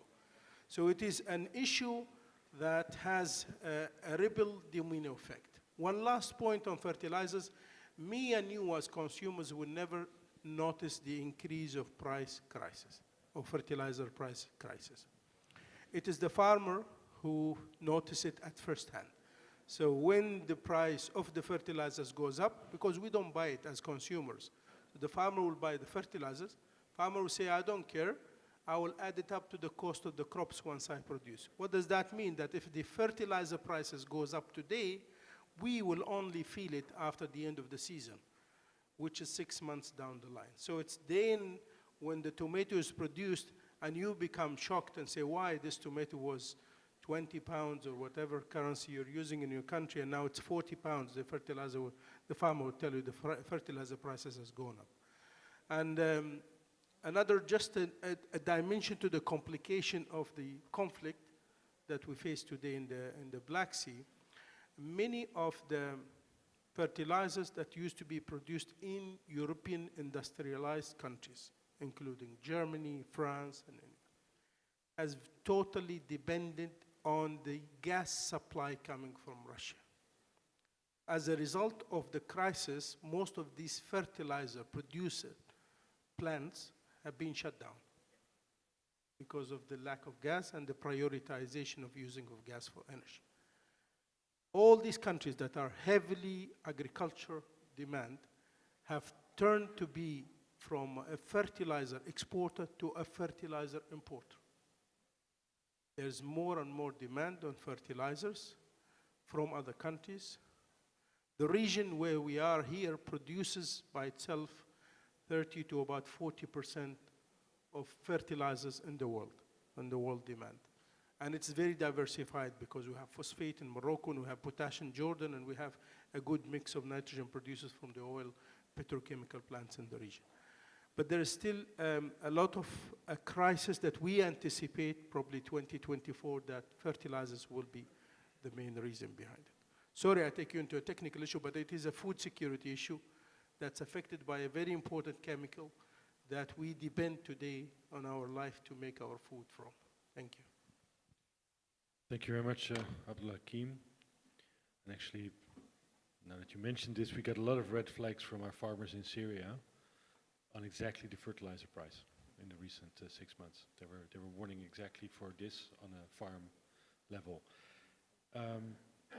I'll just take a quick look here at the audience at this stage. I still have some questions for UNDP and our Saudi representative, but also to give chance to people in the audience. If you have any questions, start raising your hand, please, so we could start taking them as well here in front. There's someone who can.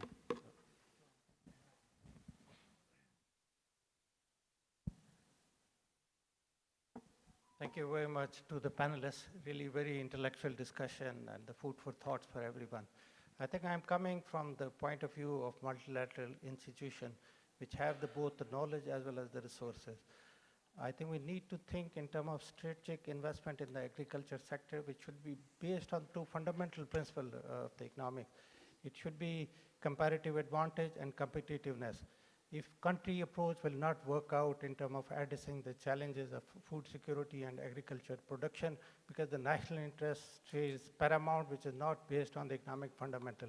I think we need to address the challenges in the value chain, right from the production, the supplies, and the waste that we have in terms of both the production, transportation, and to the market, both looking at the qualitative aspect, productive aspect. We need to build a resilient value chain in the agriculture sector, which should provide the alternative to the single source of dependence that we have right now in the market. I think we have seen the repercussions in terms of both impact on the market, prices, as well as the value input.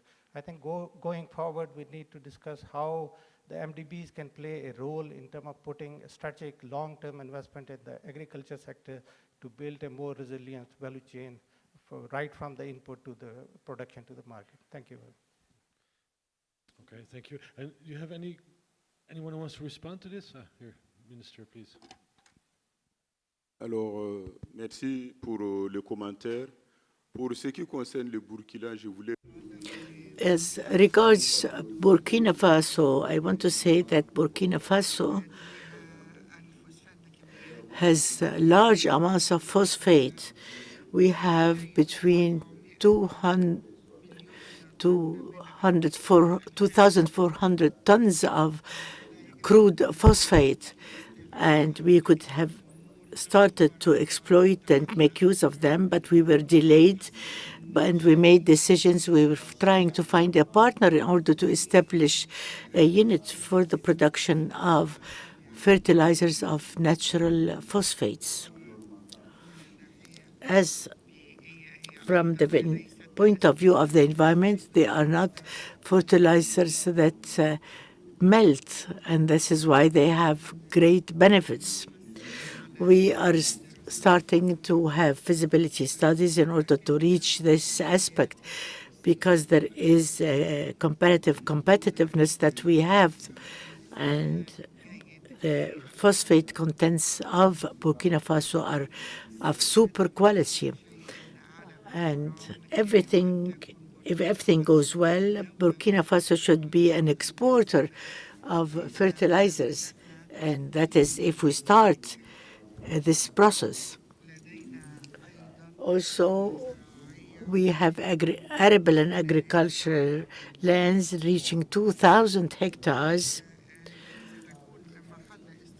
and this is to be invested by the private sector and through partnership between the two sectors, the private and the public sectors.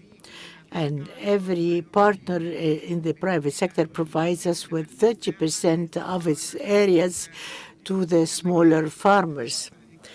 If we have 3,000 hectares, they provide 300 hectares to the smaller farmers. And the idea behind this is to be able to sell all the crops after we deduct the costs of the production. Also, we have another objective, namely to have profitability at the social and economic levels, because we will have large investors, and we'll be able to correspond to the needs in the field of fertilizers in the big agricultural field. Also,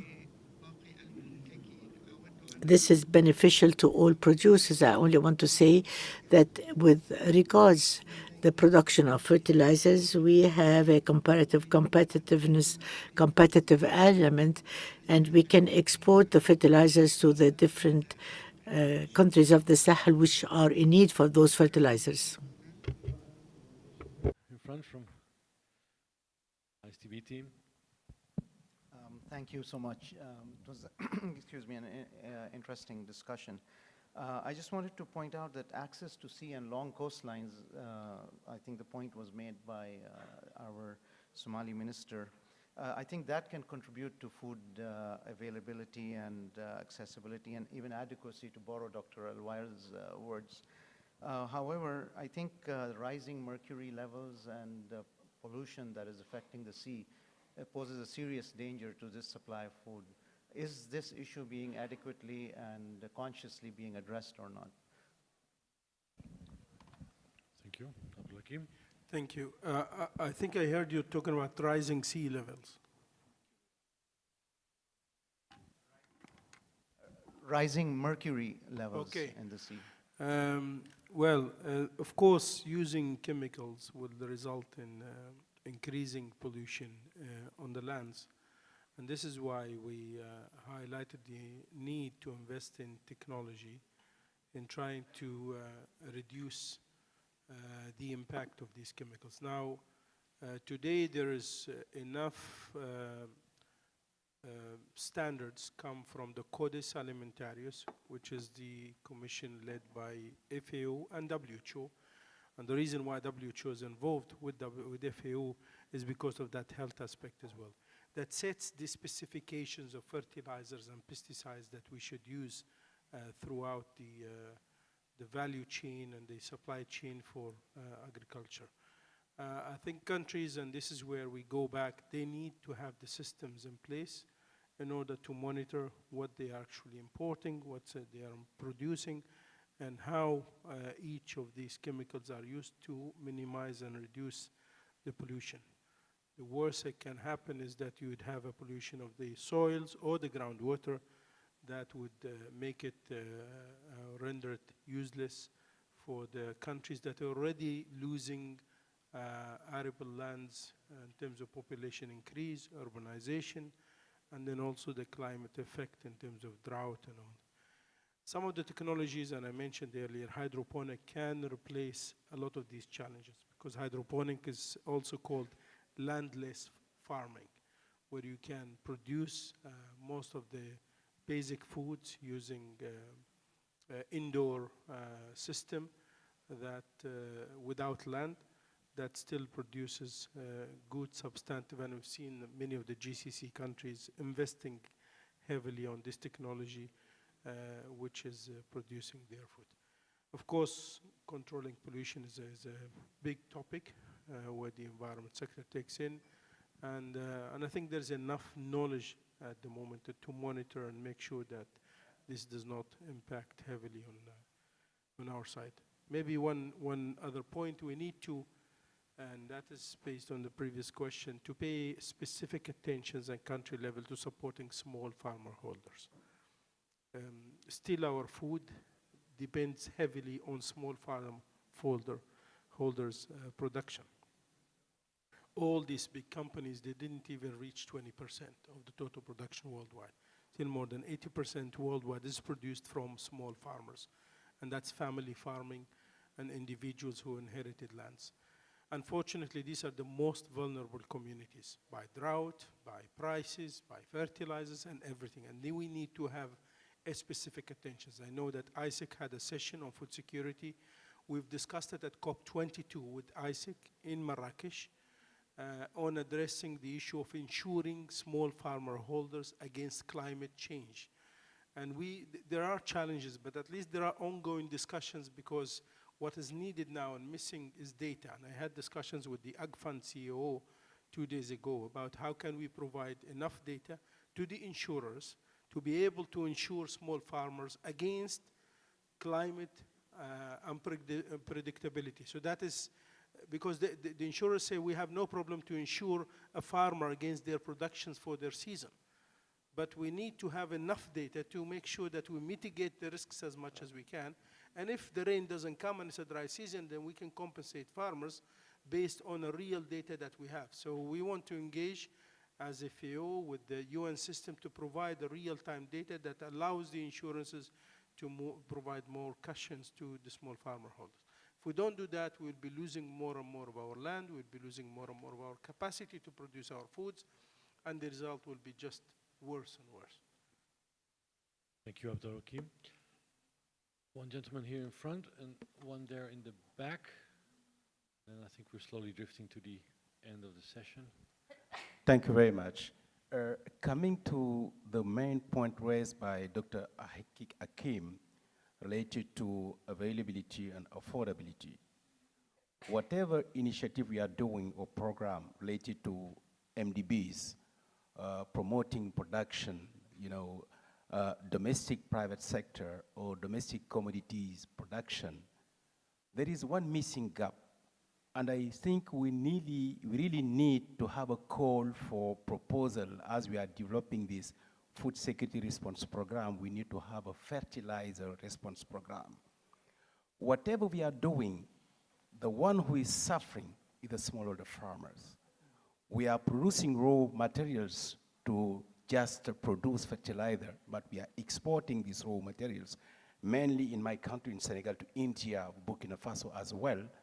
And they are trying to establish fertilizer company to blend us. But when it's come to propose a program to MDBs, it's very difficult to finance that program because it's related to private sector. And it's not in our, sometime in our financing mechanisms. How are we going to promote that? Thank you very much. Thank you for the question. And there's one question was there, next to the camera.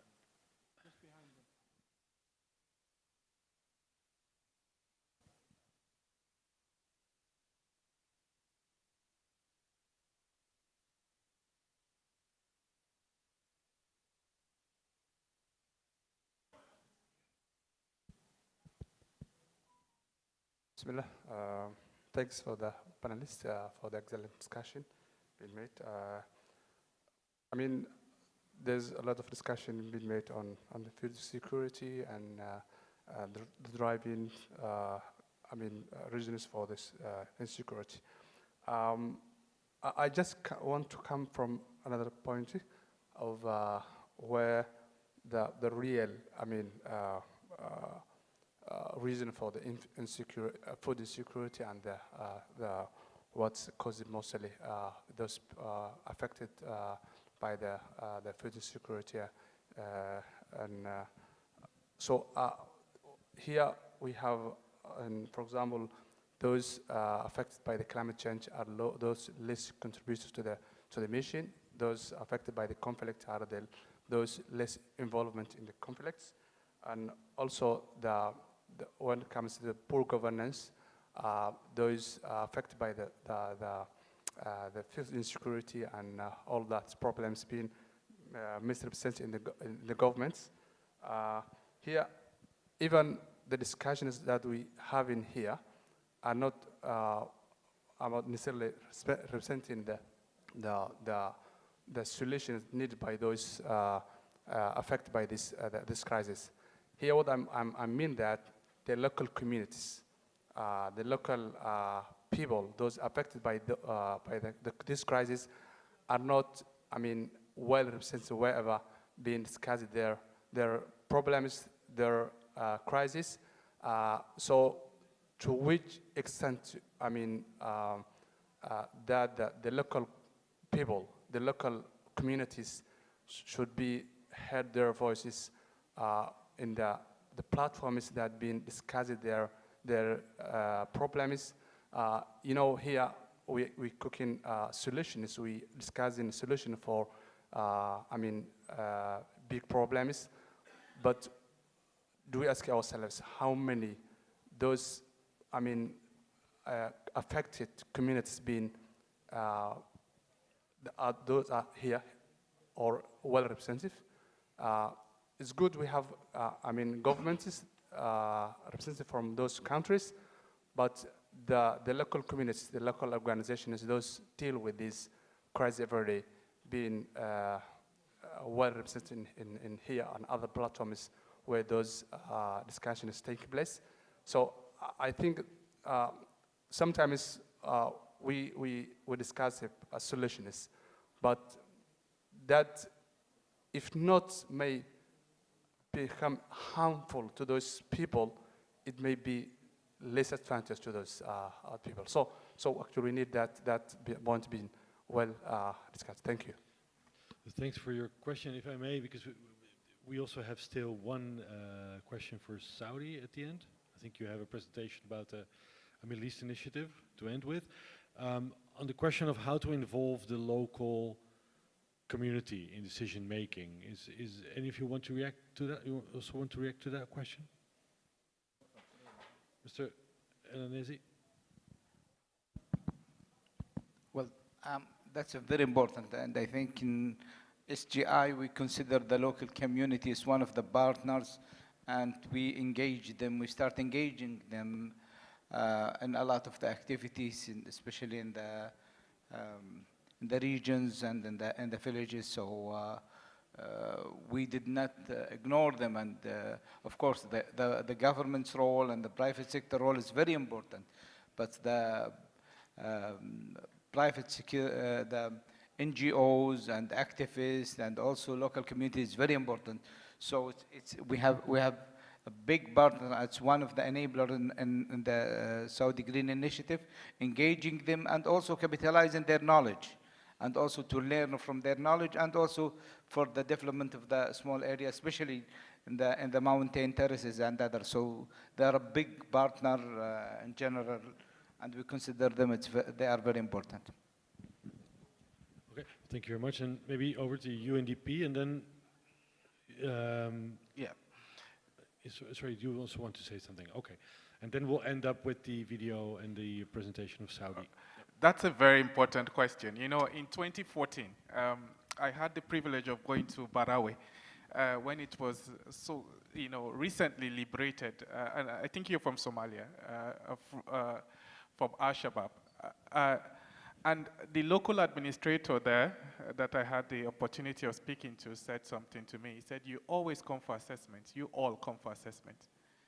You know, you've liberated our content, our so-called, you've liberated our community, and our schools are not working, our hospitals are not working, and yet you've liberated here.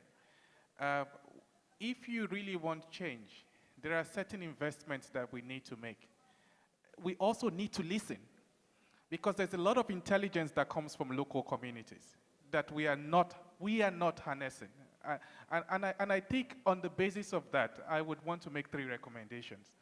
The first is that it seems to me that money is not the problem. It is how you access resources that is the problem, right?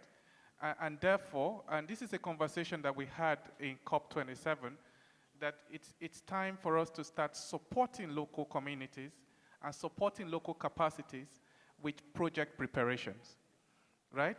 If we're able to have this project preparation capacity, that's one. Number 2, how can we invest in the adaptation measures and adaptation interventions that are already in place, and mitigation measures that are already in place by local communities? If you go to Burkina Faso, if you go to Chad, if you go elsewhere, you find all of these innovative solutions. How are we able to invest in ways that would empower and amplify that? I think that's the second thing. The third thing is technology, and I think Dr. Hakim mentioned this earlier.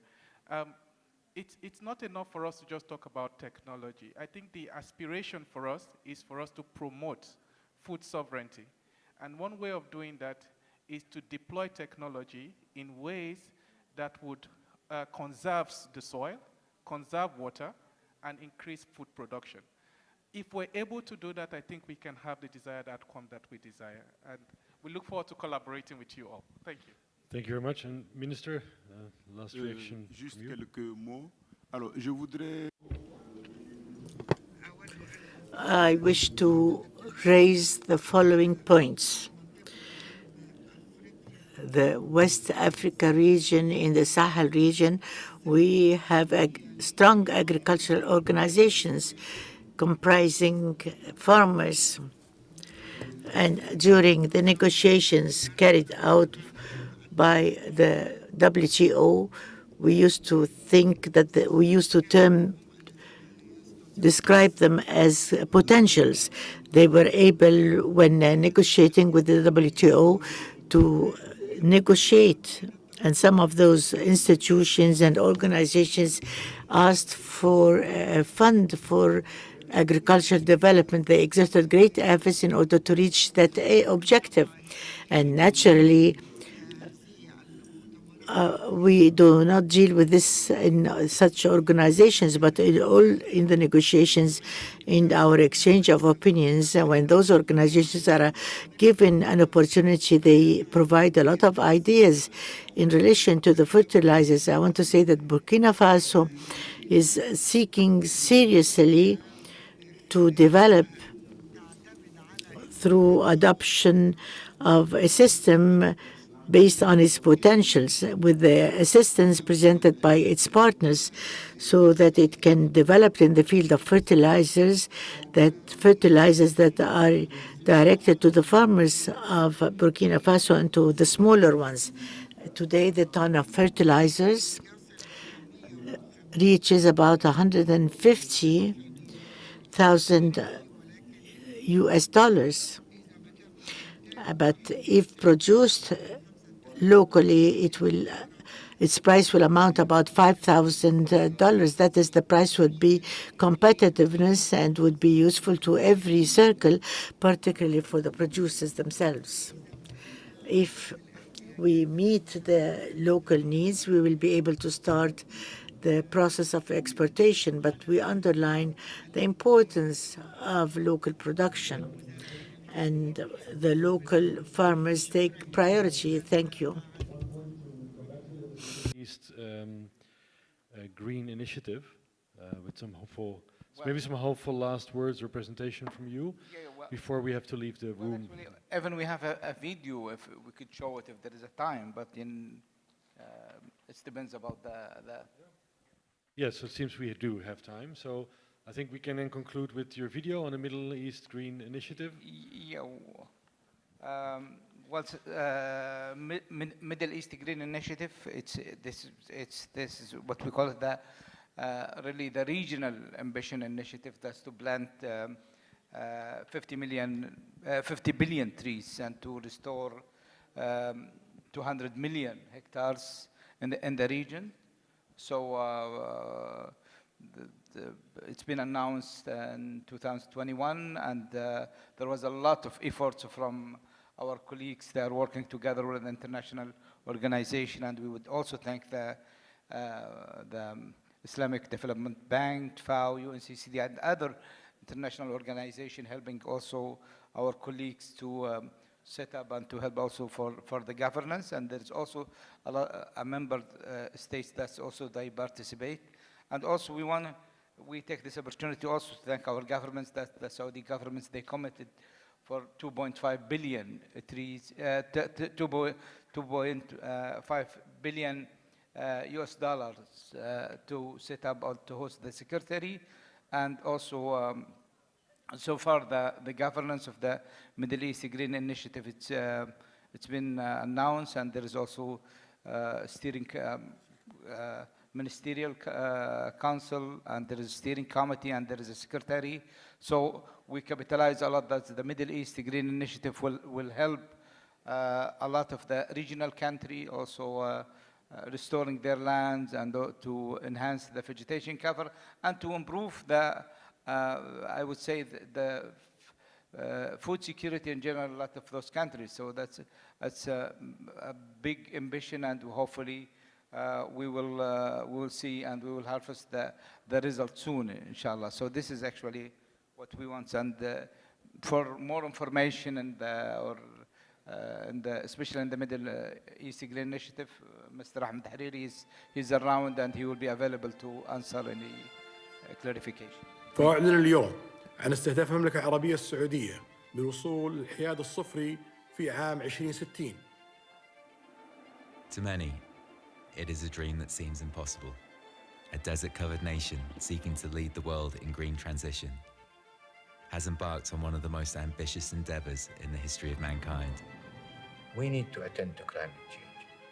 It's an admission from the Saudi government that we are up to the challenge. Obviously, climate change is real, and obviously we have to fix it if we want to improve the quality of life. The goal is to ensure that flora, fauna, and future generations thrive together. If we want to leave the world a better place than we found it, we have to do something about it, and we have to do it now. We're God-gifted. We have the sun, we have the wind. We strongly believe that as a country, we're bequeathed with so many different sources of energies. And therefore, we have changed our mode from being a hydrocarbon producer to an energy producer. It's an incredible vision, one that will be achieved in a single lifetime. هو تحدي وتحدي كبير جدا، احنا في كوكب واحد، في أرض واحدة، فما يعمل في المملكة العربية السعودية لا شك أن أثره الإيجابي سيصل للعالم. The Saudi Green Initiative is our proclamation of what we value to resolve our most pressing environmental and ecological challenges. Saudi Arabia will unite the collective knowledge and passion of the entire kingdom. We will be reducing our emission of CO2 by 278 million tons by 2030. That 278 is equivalent to today's emissions of Kuwait, Bahrain, Qatar, and Oman. Saudi Arabia believes in a sustainable future.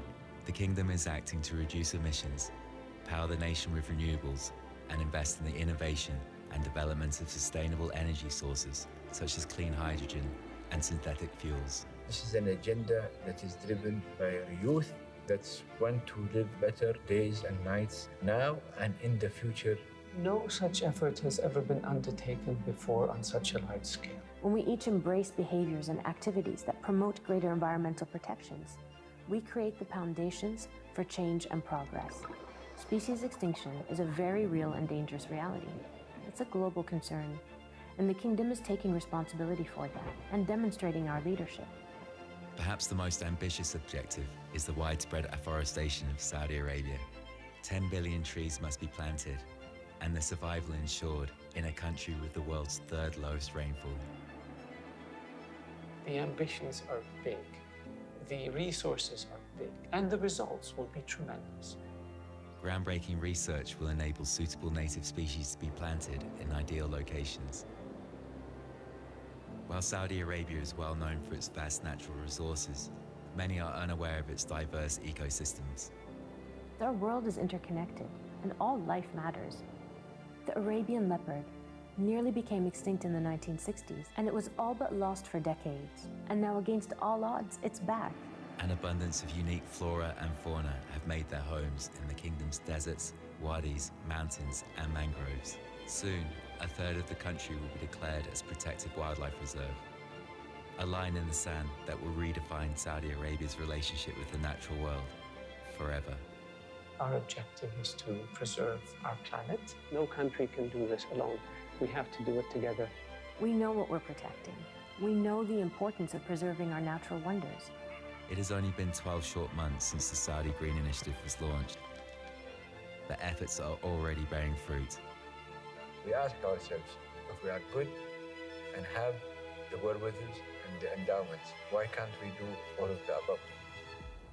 The Saudi Green Initiative, from ambition to action. So thank you. Thank you very much for this positive end note. It's good to end such a session with so many tremendous challenges with also some positive vibe. So thank you very much for that. Now with that, I've been asked to close the session so that we can all move to the next obligations. And I think the room will be needed. Thank you very much for your time. And thank you very much to the panelists. And good luck. Keep the fight on for food security.